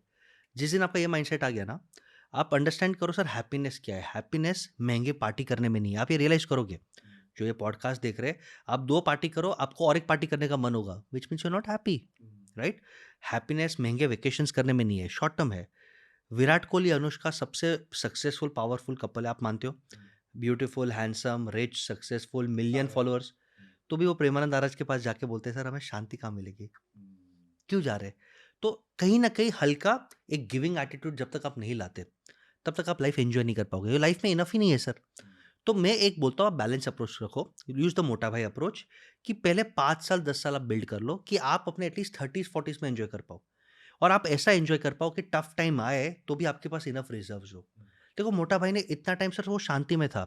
अब वो लाइमलाइट में आया कि आईपीएल का टीम का ओनर है, एंटीला है, बड़ा पार्टीज़ है, 6 महीने का शादी। 10 साल पहले वो इतने फ्लैम्बर्ट नहीं थे। अब वो पॉइंट पे है कि हमारे पास इतना पैसा और पावर है, वी कैन नॉट फेल। और आपकी बातों से मैं ये भी समझ रहा हूँ कि आज भी वो खर्चा नहीं कर रहे हैं, they are investing on right opportunity, they opportunity. Are investing where the money will double, हाँ। मनी विल ट्रिपल, और ए मल्टीफोल्ड उनका मार्केटिंग हो सर सके। आईपीएल क्या था उनके लिए? जियो को हम्म, लॉन्च करने का माध्यम। हम्म, आपको लगता है आईपीएल ईगो मसाजिंग था? जियो, आज एवरीवन इज यूजिंग जियो। तो वो बहुत हर एक चीज़ बहुत प्लान करके करते हैं। और अगर आपको लाइफ एंजॉय करना है आप करिए, बट मेरा एक ही रिक्वेस्ट है, ईएमआई पे मत करना, एक्टिव इनकम पे मत करना, पैसिव इनकम पे करो। ये रिच मैन का ये फॉर्मूला है। सबसे बढ़िया फॉर्मूला आपने दिया। मैं वापस बोलता हूँ, लोग क्या एंजॉय करते हैं कि मेरा 1 लाख का सैलरी आ गया, अब मैं 3 लाख का गाड़ी ले लूंगा। तो hmm, you are enjoying on EMI, hmm, यानी आपने अपने फ्यूचर को बेच के आज एंजॉय किया है। हम्म, कितनी मूर्खता है। हम्म। इमरजेंसी के लिए पैसा नहीं, फ्यूचर में कुछ कोविड वोविड आ अरे गया। फिर आपको बैंक के लिए ही कमाना है, खुद के लिए नहीं कमा रहे, आपको ईएमआई चुकाने के लिए ही यस, दिन रात कमाना है। यस। और वेलुमनी साहब अगर आप देखते थायरो केयर का, भारत के सुपर फाउंडर्स में भी आते हैं, वो क्या बोलते हैं, जब मुझे कंपनी छोड़ना था तो मैं 2 बीएचके में रहता था, मेरे पास कोई ईएमआई नहीं था, मेरे पास सेविंग्स था, तो मैं कंपनी छोड़ दिया और मैंने थायरो केयर चालू कर दिया। मेरे कलीग मेरे से डबल सैलरी कमाते थे, लेकिन उनसे उनके पास ईएमआई था, इतना बर्डन था, महंगे बच्चे स्कूल महंगे कॉलेज में जाते थे, वो कभी जॉब छोड़ ही नहीं पाए, तो बिजनेस कर ही नहीं पाए। आज मैं 4,000 10,000 करोड़ पे बैठा हूँ, वो अभी भी 10 करोड़ नहीं बना पाया, क्योंकि वो लाइफ एंजॉय कर रहा है। तो एंजॉयमेंट का डेफिनेशन एक ही है, फ्यूचर को बेच के मत एंजॉय करो। तो ये फर्स्ट डेफिनेशन है। सेकंड, प्रेजेंट को भी बेच के एंजॉय मत करो। लोग क्या करते हैं, 1 लाख कमाया, 80,000 एंजॉय किया, तो ये आपने प्रेजेंट, इसको एक्टिव इनकम कहते हैं। ये मत करो। क्यों? क्योंकि आप कभी बिल्ड नहीं कर पाओगे sir.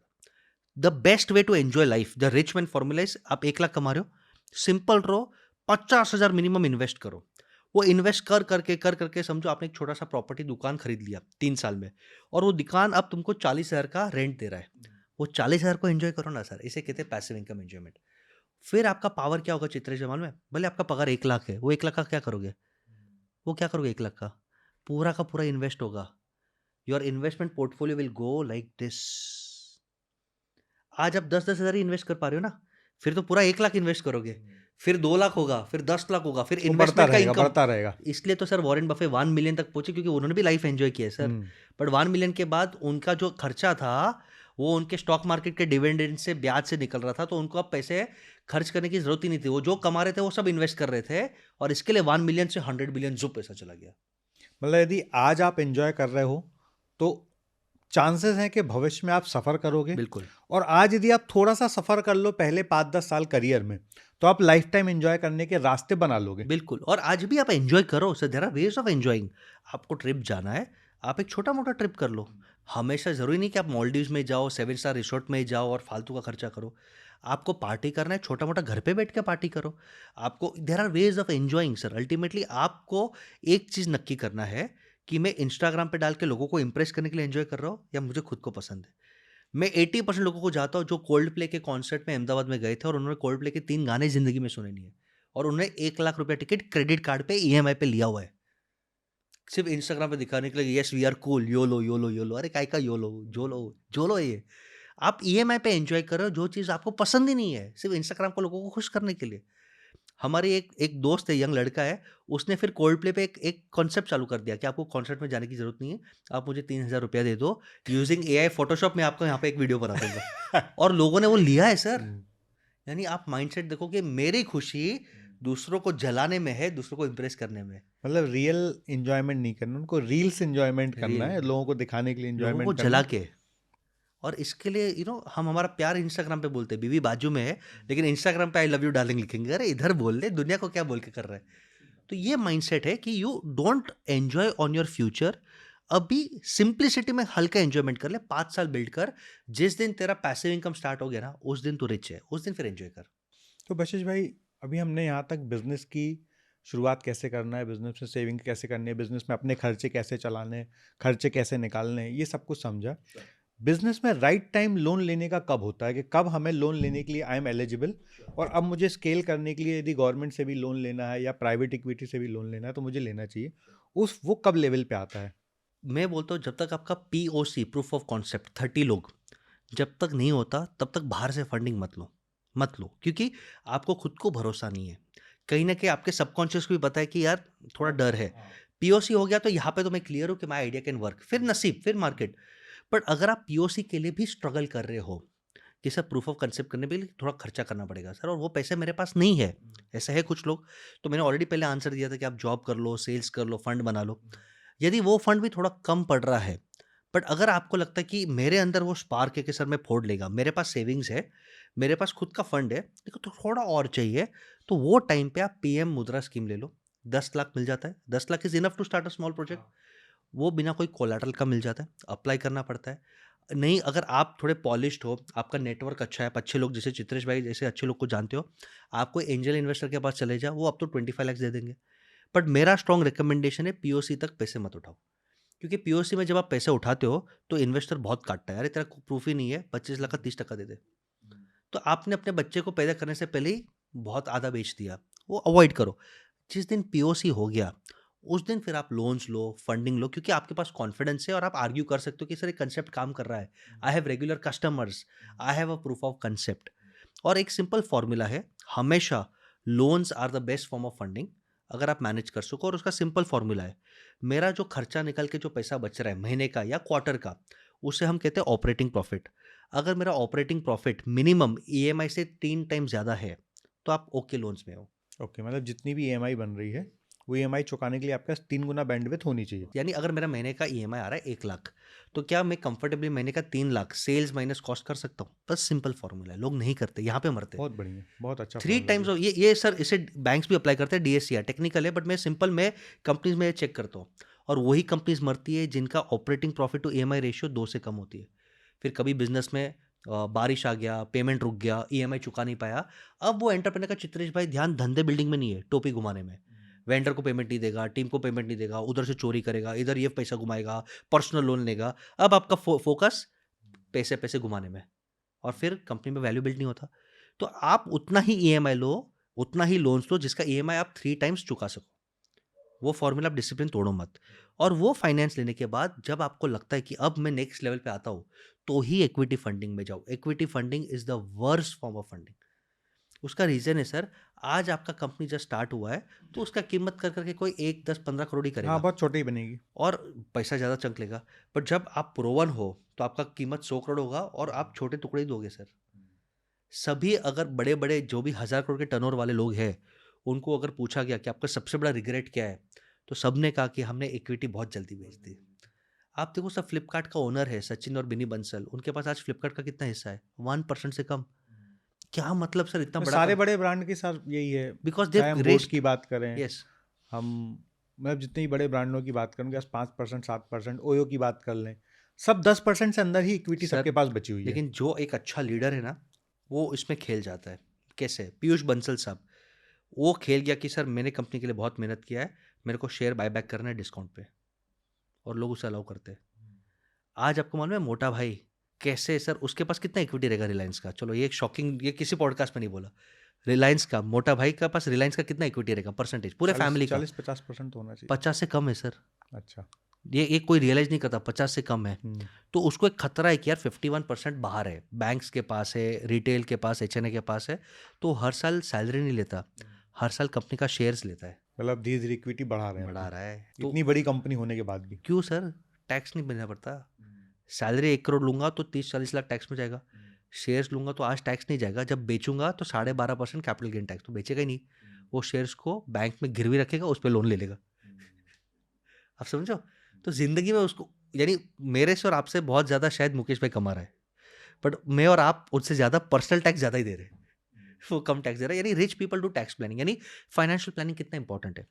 Coming back to topic, आप सब्सिडी लो, पीओसी के बाद लोन्स लो, बिजनेस बड़ा हो गया और फिर आपको लगता है ना कि अब मैं 5 करोड़ के ऑर्बिट पे हूँ और अब मैं 100 करोड़ जा सकता हूँ, तब आप इक्विटी पार्टनर्स के पास जाओ। इक्विटी पार्टनर्स के पास सिर्फ फंड के लिए नहीं जाना चाहिए, उनके पास स्ट्रैटेजिक एडवांटेज होना चाहिए कि यार बशिश भाई के पास नेटवर्क है, वो हमें एक्सपांड करा देंगे, डिस्ट्रीब्यूटर खड़ा देंगे, ऑनलाइन चालू करा देंगे।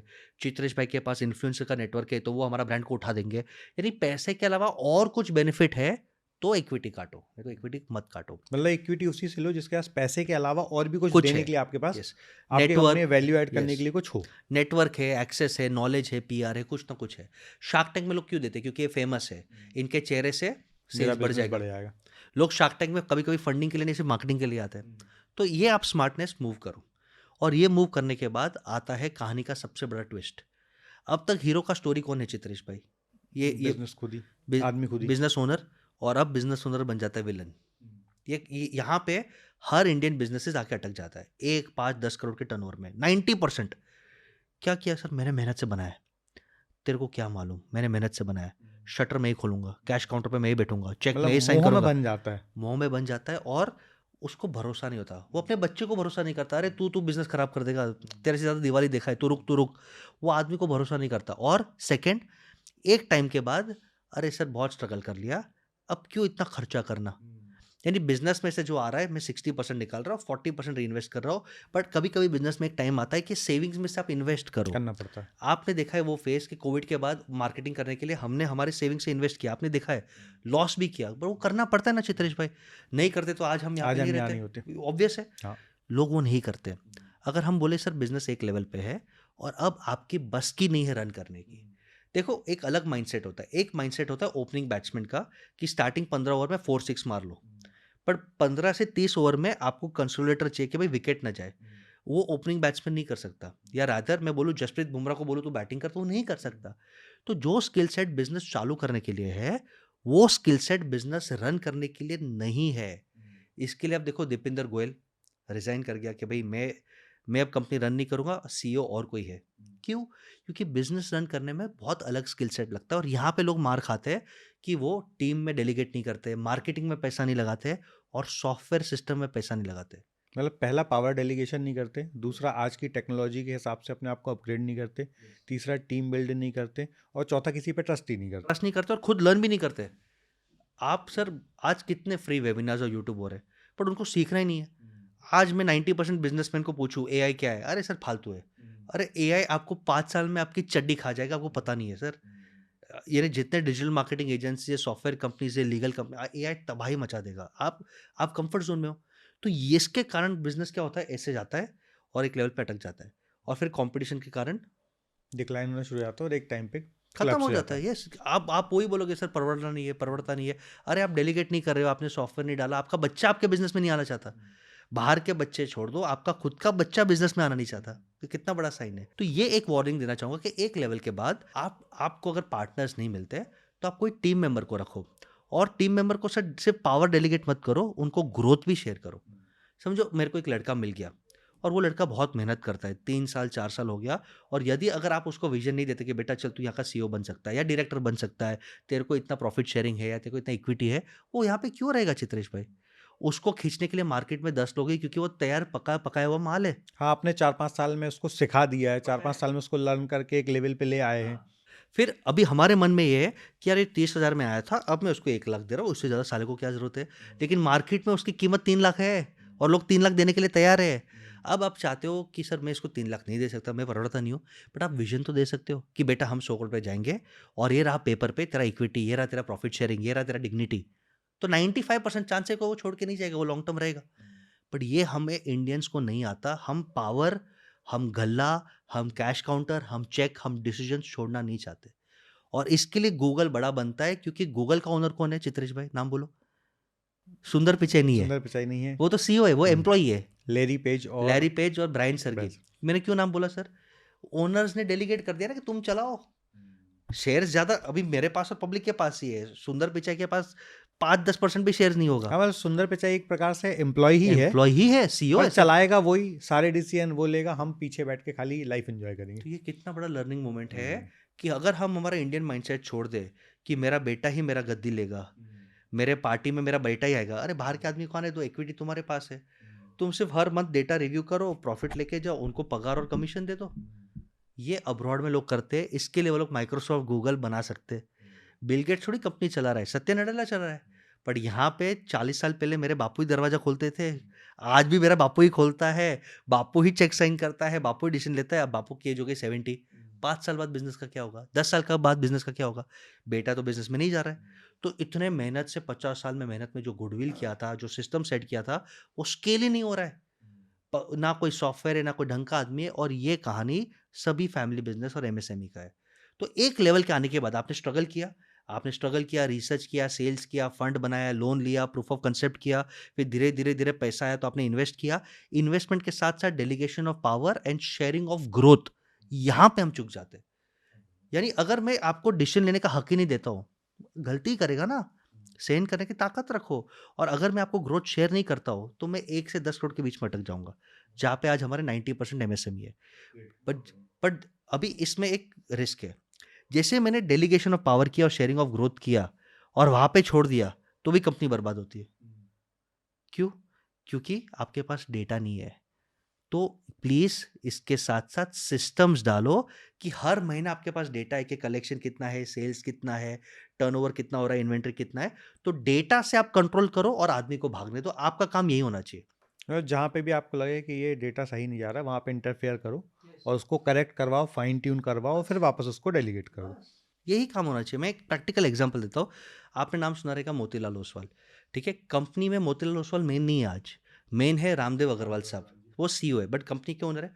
But for example Motilal Oswal क्या करते हैं? डेली आधा घंटा आता है, डेटा डेटा देखते हैं, कितना ये बिका, ये बिका, वो बिका, ये बिका, वो बिका, 2-3 ईमेल लिखते, free. Team is working, system is working, but data पे कंट्रोल करते हैं। अब आपको लगता है सर मैं कोई होशियार आदमी को लाऊं। समझो आपको लगता है मैकेंजी बहुत अच्छा कंपनी है। अगर आप मैकेंजी के सीनियर पार्टनर को अपने कंपनी को सीईओ बनाते हो तो कंपनी अच्छा चलेगा? यस और नो? नहीं।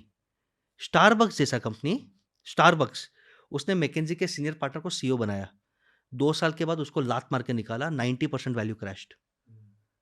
सीईओ वही होना चाहिए जो आपके साथ नीचे से उगा हो, जिसको ग्राउंड रियलिटी पता हो।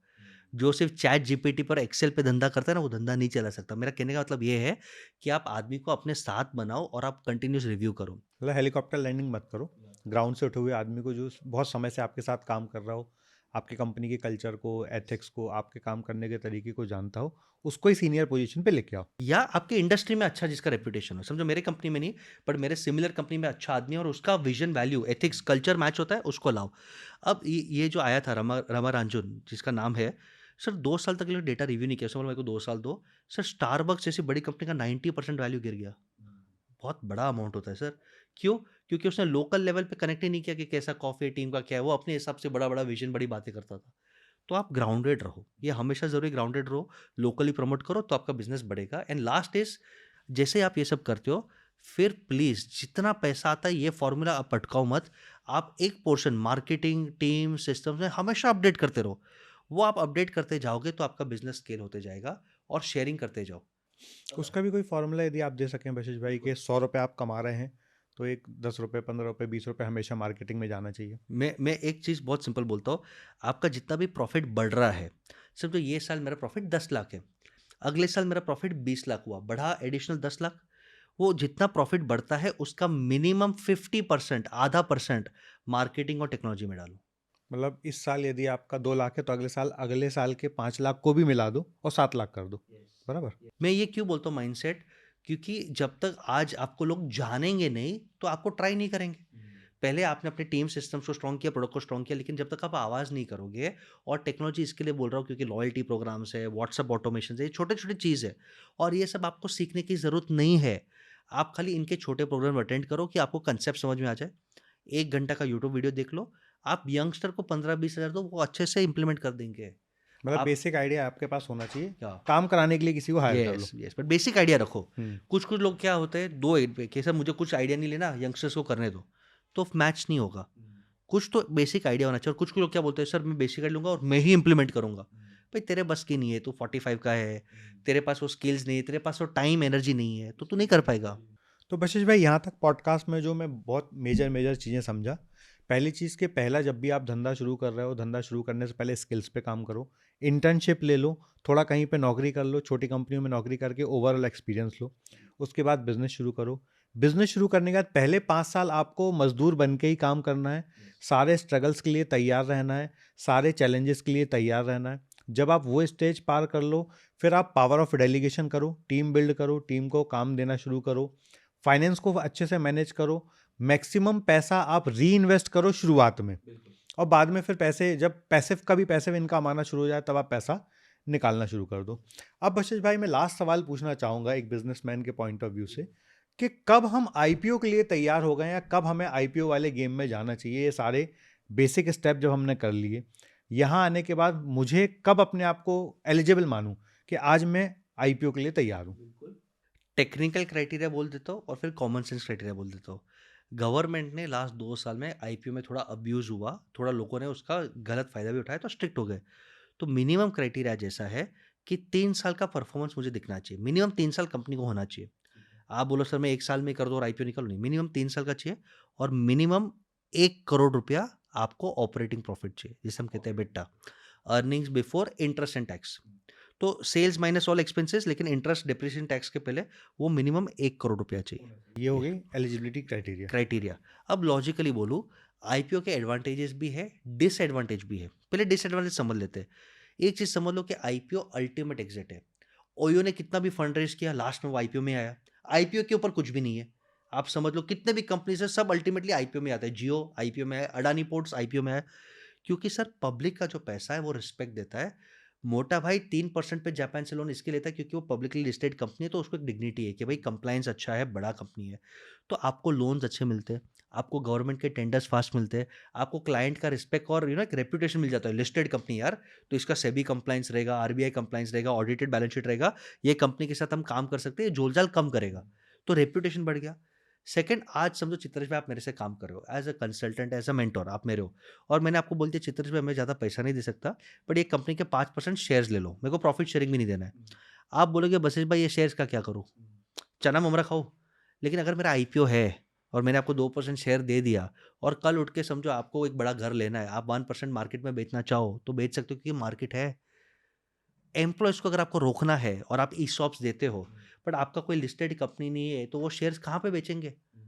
मैं काफ़ी बिजनेस कोचेस को जानता हूँ जिन्होंने अपने एम्प्लॉयज़ को शेयर्स दिए थे।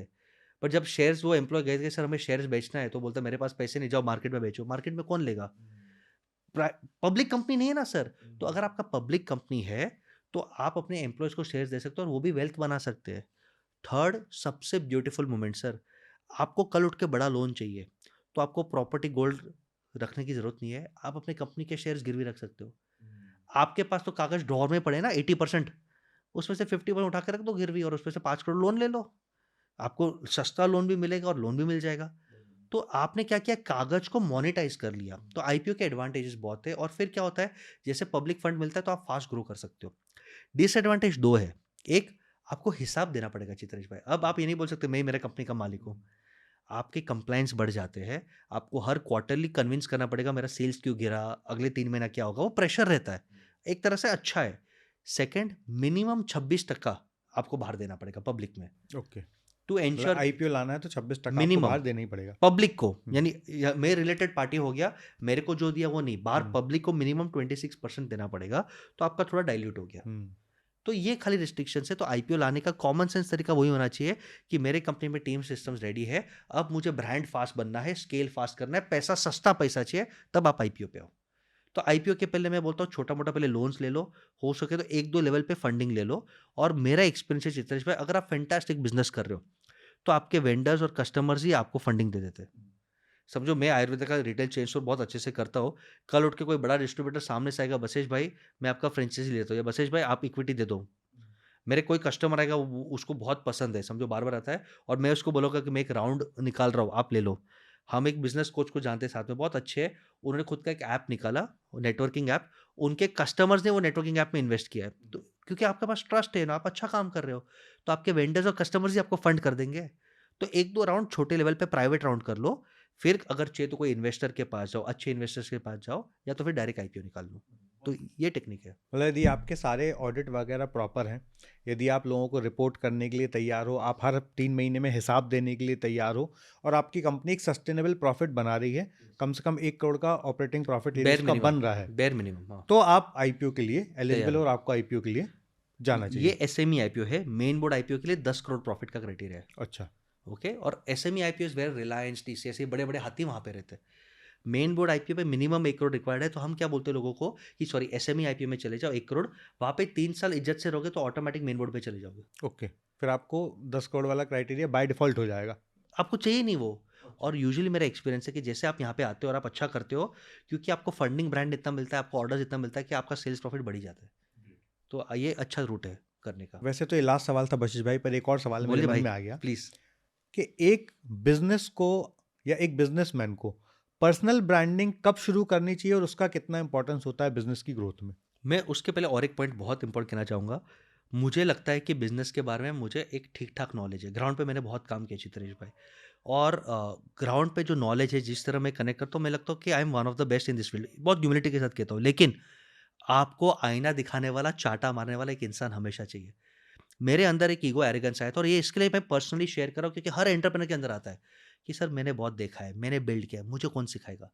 मेरे लाइफ में वैलेंटाइंस डे पे 14 फरवरी में 2022 में चित्रेश भाई है, तभी कंपनी के पार्टनर बने, आज भी हम एसोसिएटेड पार्टनर ही है, वो मेरे भाई है। और उन्होंने मुझे दो चाटा बना के, बस भाई आप में टैलेंट इतना है लेकिन आप टाइम वेस्ट कर रहे हो, ऑनलाइन ही नहीं जा रहे हो, पॉडकास्ट करो, यूट्यूब करो। 1 साल लगा मुझे स्टार्ट करने पे, इन्होंने छोड़ा नहीं, 1 साल डड्डा मारा।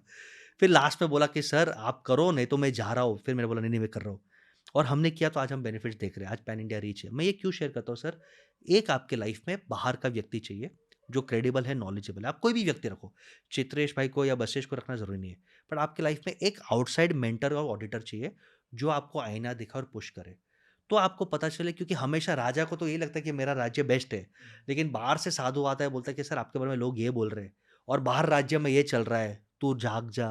तो आपके लाइफ में एक चाणक्य या बिजनेस मेंटर या कृष्ण होने की बहुत ज़रूरत है। और ये ग्रैटिट्यूड मैं आपको देना चाहूँगा कि आपने एक चाटा चाटा नहीं, एक आईना दिखाया, और आपने हल्का पुश किया। आपने किया कुछ नहीं सर, लेकिन कुछ नहीं करके बहुत कुछ कर दिया, तो आज हम ग्रोथ इंजन में हैं, तो उसमें आपका बहुत बड़ा कॉन्ट्रीब्यूशन है। थैंक यू चित्रेश भाई। और आपका जो क्वेश्चन मैं आपको बोलना चाहता हूँ, सर पर्सनल ब्रांडिंग करना बहुत ज़रूरी है, लेकिन कभी कभी पर्सनल ब्रांडिंग ट्रैप हो जाता है। कभी कभी लोग है ना, अपने प्रोडक्ट, अपने सर्विस, अपने प्रूफ ऑफ कंसेप्ट पे, अपने प्रॉफिट पे ध्यान नहीं देते, और ईगो बैटल में पर्सनल ब्रांडिंग में चले जाते हैं। और सर मैं लिंक्डइन पे फेमस हूँ, लेकिन बिजनेस में नहीं है।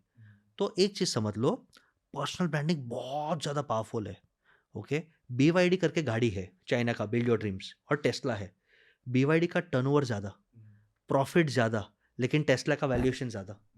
BYD के पास टेक्नोलॉजी खुद का है, बैटरी वो खुद बनाता है, टेस्ला आउटसोर्स करता है, तो भी टेस्ला का वैल्यूएशन ज़्यादा। क्यों? क्योंकि यहाँ पे इलॉन मस्क है। तो पर्सनल ब्रांड बहुत पावरफुल है आपके प्रूफ ऑफ कंसेप्ट स्टेज के बाद। पहले प्रूफ ऑफ कंसेप्ट बिल्ड कर लो, कॉन्फिडेंस रख लो कि मैं जो प्रोडक्ट सर्विस दे रहा हूँ वो काम कर रहा है, मार्केट में उसका पेमेंट है। वो होने के बाद एक बार हल्का टीम सिस्टम्स क्लियर हो गया, फिर आप डेडिकेशन में इसको टॉप 3 प्रायोरिटी बनाओ। अगर आप अपने पर्सनल ब्रांड नहीं बनाते, लोग आपसे करेक्ट नहीं होते, तो लोग आपकी कंपनी से कनेक्ट नहीं होगी क्योंकि इतना कंपटीशन है। आप मुझे बोलो इतने सारे म्यूजिक के ब्रांड्स हैं लेकिन बोट का नाम और डबल फेमस हो गया क्योंकि शार्क टैंक में अमन गुप्ता दिखता है। आप ये एग्री करोगे? Agreed agreed. तो पर्सनल ब्रांड हो गया। अभी समझो इतने सारे बिजनेस कोचेस हैं, आपने अगर मेरे 3-4 पॉडकास्ट देखे और आपको लगता है नहीं ये बंदा स्पार्क है, तो आप मेरे साथ कुछ ना कुछ 2 दिन, 3 दिन का प्रोग्राम, 1 दिन का प्रोग्राम ट्राई करोगे। क्यों? वो कनेक्टिविटी बैठता है। तो पर्सनल ब्रांड इंपॉर्टेंट है after proof of concept stage और जब आपके पास टाइम, एनर्जी, फोकस हो। लोग फिर क्या करते हैं, बिजनेस में भी ध्यान नहीं है, पर्सनल ब्रांडिंग में भी ध्यान नहीं है, वो एक्सपेक्ट करेंगे चित्रेश भाई आपके पास है, अब 3 महीने मुझे फेमस करो। नहीं होता है सर, टाइम लगता है, देना पड़ता है। तो बहुत इंपॉर्टेंट है but after POC stage. Good. मतलब जब आपका बिजनेस ऑटो पायलट मोड पे आ जाए, आप एक सस्टेनेबल ग्रोथ पे आ जाओ और आप पर्सनल ब्रांडिंग के लिए इतना टाइम निकाल सको कि बिजनेस सर्वाइव ना करे, मतलब बिजनेस भी चलता रहे और आप पर्सनल ब्रांडिंग के लिए समय भी दे सको, तब पर्सनल ब्रांडिंग स्टार्ट करो। स्टार्ट करो बहुत ज़रूरी है, पर ये बेसिक स्टेप्स होने के बाद। और कंसिस्टेंट, वन टाइम एफर्ट से नहीं होगा।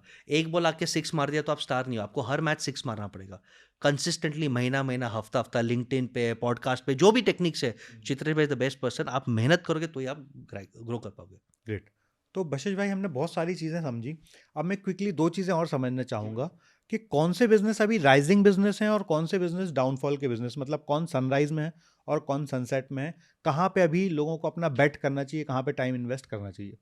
हर बिजनेस अच्छा बुरा होता है, पर ट्रेंड जिनके साथ है, of course anything to do with AI and digital transformation बहुत ब्यूटीफुल है। Anything to do with energy, EV बोलो, सोलार बोलो, विंड बोलो, वेस्ट मैनेजमेंट बोलो, क्योंकि लोग धीरे धीरे, यंगस्टर्स को ग्रीन का मूवमेंट पसंद है। Anything to do with casual consumption, छोटे मोटा खाना पीना हो गया, सस्ता शर्ट हो गया, सस्ता ट्रैवल हो गया, कैजुअल कंजम्पशन, एंटरटेनमेंट, ये इंडस्ट्री बहुत बहुत बूम कर रहा है। एनीथिंग टू विथ फाइनेंस, लोगों को इतने लोन्स चाहिए, इन्वेस्ट करना है, फंडिंग लेना है, तो फाइनेंस के बारे में आप कुछ भी करोगे तो अच्छा है। Anything to do with god and astrology, astrology, vastu, energy, affirmation, लोगों को आज ये क्लिक हो रहा है। तो ये ट्रेंड्स आई थिंक बिजनेसेस अच्छे हैं। टॉप 5 बिजनेसेस जो माइक्रोसॉफ्ट ने रिपोर्ट निकाले, चित्रेश बहुत इंटरेस्टिंग है कि एआई के ज़माने में 10 साल के बाद कौन से बिजनेसेस बेस्ट पे रहेंगे। Number 1 is nurse, nurse. Nurse. Number 2 is emotional healers, क्योंकि लोग इतने डिप्रेशन में रहेंगे। नंबर 3 इस बुढ़े लोगों का ध्यान रखने वाला, क्योंकि वो लोनली और उनको उनको कौन उठाएगा, उनको कौन नहलाएगा, जेरियाटिक केयर कहते हैं। Number 4 plumbers, number 5 electricians. ये बिजनेस सर्वाइव करने वाले। कौन से बिजनेस बंद होने वाले? Any business where internet is used is going to get closed, where internet is used is going to get closed. आपसे बेटर ये काम करेगा। तो इमेजिन, मैं ये क्यों शेयर कर रहा हूँ कि अगर आप ब्रांड नहीं बनते और अगर आपके पास नेटवर्क नहीं है तो आप आउट हो। देखो, रिटेल बिजनेस ऑलरेडी ऑनलाइन खा चुका है। अब ऑनलाइन पे मेरे पास 2000 की टीम है, उसको मैं 10 एआई एजेंट से रिप्लेस कर सकता हूँ, तो वो जॉब चला गया। तो अगर आपके पास नेटवर्क है, एनर्जी है, आप अच्छा कनेक्ट करते हो, आप पॉजिटिव वाइब वाले और आप पर्सनल ब्रांड हो, तो आप सर्वाइव करोगे। तो ये तो बहुत तहलका अगले 5 साल में दिखने वाला है। ये मेरा प्रेडिक्शन है। 2030 में इंडिया में 10% पॉपुलेशन के लिए सतयुग रहेगा और 90% के लिए कलयुग का एंड रहेगा। यानी जो अपने आप को पर्सनल ब्रांड कर पाया, जो एआई को अडॉप्ट कर पाया, जो नेटवर्किंग कर पाया, उसके लिए गोल्डन एज है। वो बिलियनियर कंफर्म्ड है, हैप्पी बिलियनियर है, ब्लेसिंग वाला। और 90% के लिए डिस्ट्रप्शन कंफर्म्ड है।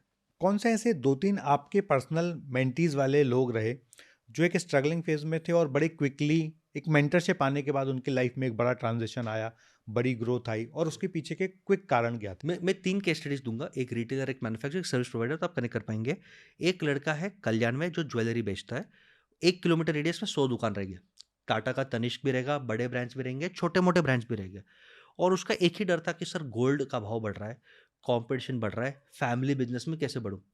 तो हमने जब उनका कोचिंग, मेंटोरिंग किया, तो उसने 2 चीज़ पे काम किया। एक स्ट्रैटेजी पे कि मैं यूनिक डिज़ाइन करूंगा, और एक अपने पर्सनल ब्रांडिंग पे। आज उसके पेज पे 2 पेज है, 2.5 लाख फॉलोअर्स है, उसके हर वीक मिलियंस ऑफ व्यूज में आता है। दशहरे के दिन पे 3 घंटा लाइन है सिर्फ उससे गोल्ड कॉइन लेने के लिए। 3 घंटे का लाइन, ये आप वेरीफाई कर सकते हो, प्रवेश गोल्ड, राजेंद्र जैन। और वो एक ही चीज़ बोलता है, because I was able to crack marketing, personal branding and strategy, discipline के थ्रू आज मेरे पास एज है। और ऐसा एज है सर, वेंडर्स उसके पास आते हैं, भैया आप माल ले लो। वो बोलता है आप साइन करो कि ये माल 1 किलोमीटर रेडियस में नहीं दोगे, भैया हम नहीं देंगे। और आप मेरे को बोलो पेमेंट कब चाहिए, सर भैया आप 6 महीने बाद पेमेंट दे दो, आप माल ले लो, आप ग्रोइंग स्टार हो, हमें आपके साथ काम करना है। वाह, बहुत बढ़िया। यानी यूनिक डिज़ाइन मिल गया, कैश फ्लो प्रॉब्लम सॉल्व हो गया, लोगों की लाइन खड़ी है, और क्या चाहिए? यही है फ्यूचर सर। 100 दुकान हर फील्ड में है, जहाँ पे टाटा भी है, बिरला भी है, अंबानी भी है, और रोड का फेरी वाला भी है। आपको स्ट्रैटेजी और ब्रांड पे काम करना पड़ेगा। और उसने सर सिस्टम्स पे भी काम किया। आप इमेजिन करो, उसका वॉचमैन सुबह खोलता है, उसके पास एक चेकलिस्ट होता है, हमने बना के दिया है कि मोटर ऑन किया कि नहीं, लाइट ऑन किया कि नहीं, सफाई हुआ कि नहीं, वो चेकलिस्ट करता है, फ़ोटो डालता है। यानी जब आप स्ट्रैटेजी, सिस्टम्स और ब्रांड पे काम करते हो, तो आप स्केल कर सकते हो। मैं दूसरा एग्ज़ाम्पल देता हूँ, आप मिले रहेंगे शायद उसको, मनीष पारेख, बीजापुर के। उसका फैक्ट्री भी है, रियल एस्टेट बिज़नेस भी है। सर, उसने अपना वेल्थ, मैं बोलता हूँ कि जितना उसका टर्नओवर था, उतना वो एडवांस टैक्स भरता है। आप समझ जाओ अभी उसमें। जितना टर्नओवर था, उतना वो एडवांस टैक्स भर रहा है आज। यानी प्रॉफ़िट कितना बढ़ गया रहेगा, वो छोड़ दो। उसने एक ही चीज़ किया सर, हर आदमी को अपना रोल डिफाइन किया और हर एक को बोला मुझे बात नहीं करना, मैं मेज़र करूँगा। उसने खुद का ईआरपी बनवाया, 5-7 लाख रुपए डाल के। सर, वो मारवाड़ी बच्चा है, मेरा बच्चा है तो बोलता हूँ 7 लाख, यानी वो 7 जन्म मर जाएगा तो भी 7 लाख नहीं खर्चेगा। बट जब वो कन्विंस हुआ तो उसने 7 लाख ऊपर खर्चा करके ईआरपी डाला। हर आदमी एंड ऑफ डे रिपोर्ट डालता है, हर मंथ के एंड पे हर आदमी को वो मार्क्स देता है और उसकी 3 कंपनीज़ है, होटल है, उसका एक मैन्युफैक्चरिंग प्लांट है और रियल एस्टेट बिज़नेस है, ऑटो मोड में चल रहे हैं सर, तीनों। वो सिर्फ़ 2 घंटा काम करता है, बाकी फुल फ्लेज नेटवर्किंग करता है। आप उसको कल बुला लो, वो कल फ्लाइट पकड़ के इधर आ जाएगा, वो इतना फ्री है। फ्री आदमी ही धंधा बढ़ा सकता है सर, जो रामू काका है वो धंधा नहीं बढ़ा सकता, तो उसका क्रेडिट मैं दूँगा कि वो लर्न करता है। उसने मेरा कोर्स सर 4 बार किया है। वो एक ही चीज़ बोलता है, "बशीर भाई और एक बार बैच आ रहा है, मैं मेरे को सिर्फ़ सुनना है।" हर टाइम सुनता है, हर टाइम सिर्फ़ 2 ही पॉइंट लिखता है चित्रेश भाई और 2 पॉइंट को पूरा इम्प्लीमेंट करता है। बाकी लोग, कुछ लोग सिर्फ़ सुनते हैं, इम्प्लीमेंट कुछ नहीं करते हैं। कुछ लोग हैं जो सुनते हैं और सब इम्प्लीमेंट करने की ट्राई करता है। ये बोलता है मेरे को कोई घाई नहीं है, मैं 2 ही पॉइंट इम्प्लीमेंट करूँगा। और ये हमारा यूएसपी है चित्रेश भाई, कि हम लोगों को हमारा पूरा hand holding process at no extra cost allow करता है। आप 10 बार करो, आपके ग्रोथ के लिए हम सपोर्ट करेंगे। तो वो ट्रस्ट बहुत अच्छा बिल्ड हो जाता है। ये सेकंड केस है। थर्ड केस सर मैं एक डायटीशियन का दूँगा। लेडी डायटीशियन है, बहुत स्ट्रगल कर रही थी। मैंने कहा 3 लाख भी नहीं कमा रही थी। सबसे पहले हमने उसका पोजीशनिंग चेंज किया कि भाई अब तू सबकी डायटीशियन नहीं है। तू सिर्फ़ एक फ़ोकस डायटीशियन बन, कि वेजिटेरियन, प्रोटीन बेस्ड और जिसका हेयर फॉल हो रहा है उसकी डायटीशियन। तो उसने खाली 2 वर्टिकल निकाले। वो घबरा गई चित्रेश भाई कि यार मैं पहले सबके लिए करती थी, हाउसवाइफ के 15 लिए, लाख बच्चों मिलता के था। लिए, सबके लिए करती थी। आपने सिर्फ़ 2 काम करे। मैंने कहा करो चुपचाप। हुँ। ट्रस्ट करो, ट्रस्ट करते लोग मुझे। फिर उस पे हमने इंस्टाग्राम कैंपेन चालू किया, हमने पॉडकास्ट करवाना जस्ट स्टार्ट किया, हमने उसके ऊपर ब्लॉग्स लिखवाना चालू किया, केस स्टडीज़, वेबसाइट पे फ़ोकस किया। आज वो महीने का 80 लाख कर रही है, 3 लाख से 80 लाख, महीने का। बहुत सारा करके कुछ नहीं कर रही थी, थोड़ा-सा फ़ोकस, किया तो फ़ोकस। करना पड़ गया। सो वही स्ट्रैटेजी, सिस्टम्स, हुँ, ब्रांडिंग। हुँ। एसएसबी, यही फ़ॉर्मूला है हर जगह पे। तो मैंने एक सर्विस वाले का, एक मैन्युफैक्चरर रियल एस्टेट वाले का, एक रिटेलर का एग्ज़ाम्पल दे दिया नाम के साथ। तो यही है कि आप स्ट्रैटेजी पे काम करो। स्ट्रैटेजी दुनिया का कोई एआई बना नहीं पाएगा। वो इंसान ही चाहिए आपको बना के फाइनल करने के लिए। सिस्टम्स आप डिस्कस करके बना लो और ब्रांडिंग की journey non stop, marketing, branding non stop करो, तो आप एआई कॉम्पिटिशन को आगे आप आगे जा सकते हो और उन्हें बीट कर सकते हो। बहुत बढ़िया। तो आज हम लोगों ने बहुत सारी चीज़ें सीखी कि कैसे एक छोटे धंधे से बड़ा धंधा और बड़े धंधे से और बड़ा धंधा, और कब आपको फाइनेंस को यूज़ करना है, कब आपको लोन लेना है, कब आपको आईपीओ पे जाना है।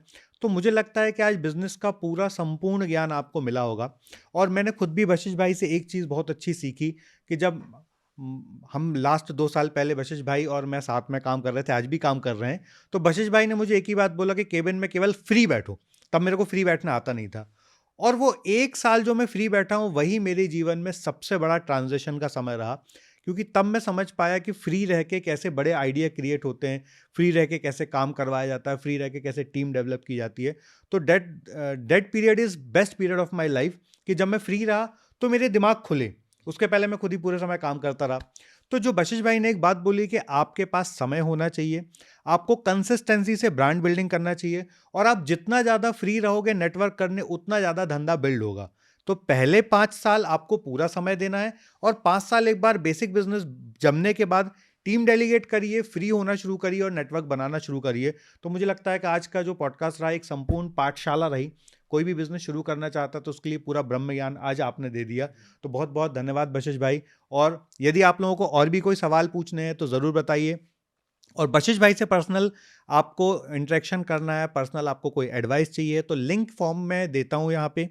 यदि वो लिंक फॉर्म में आपके क्वालिफिकेशन क्राइटेरिया बशीष भाई को पसंद आएंगे, तो बशीष भाई की टीम ज़रूर आपको कांटेक्ट करेगी और आपको हेल्प भी करेगी। सो बशीष भाई बहुत बहुत धन्यवाद, बहुत मज़ा आया। Thank you, love and blessing sir.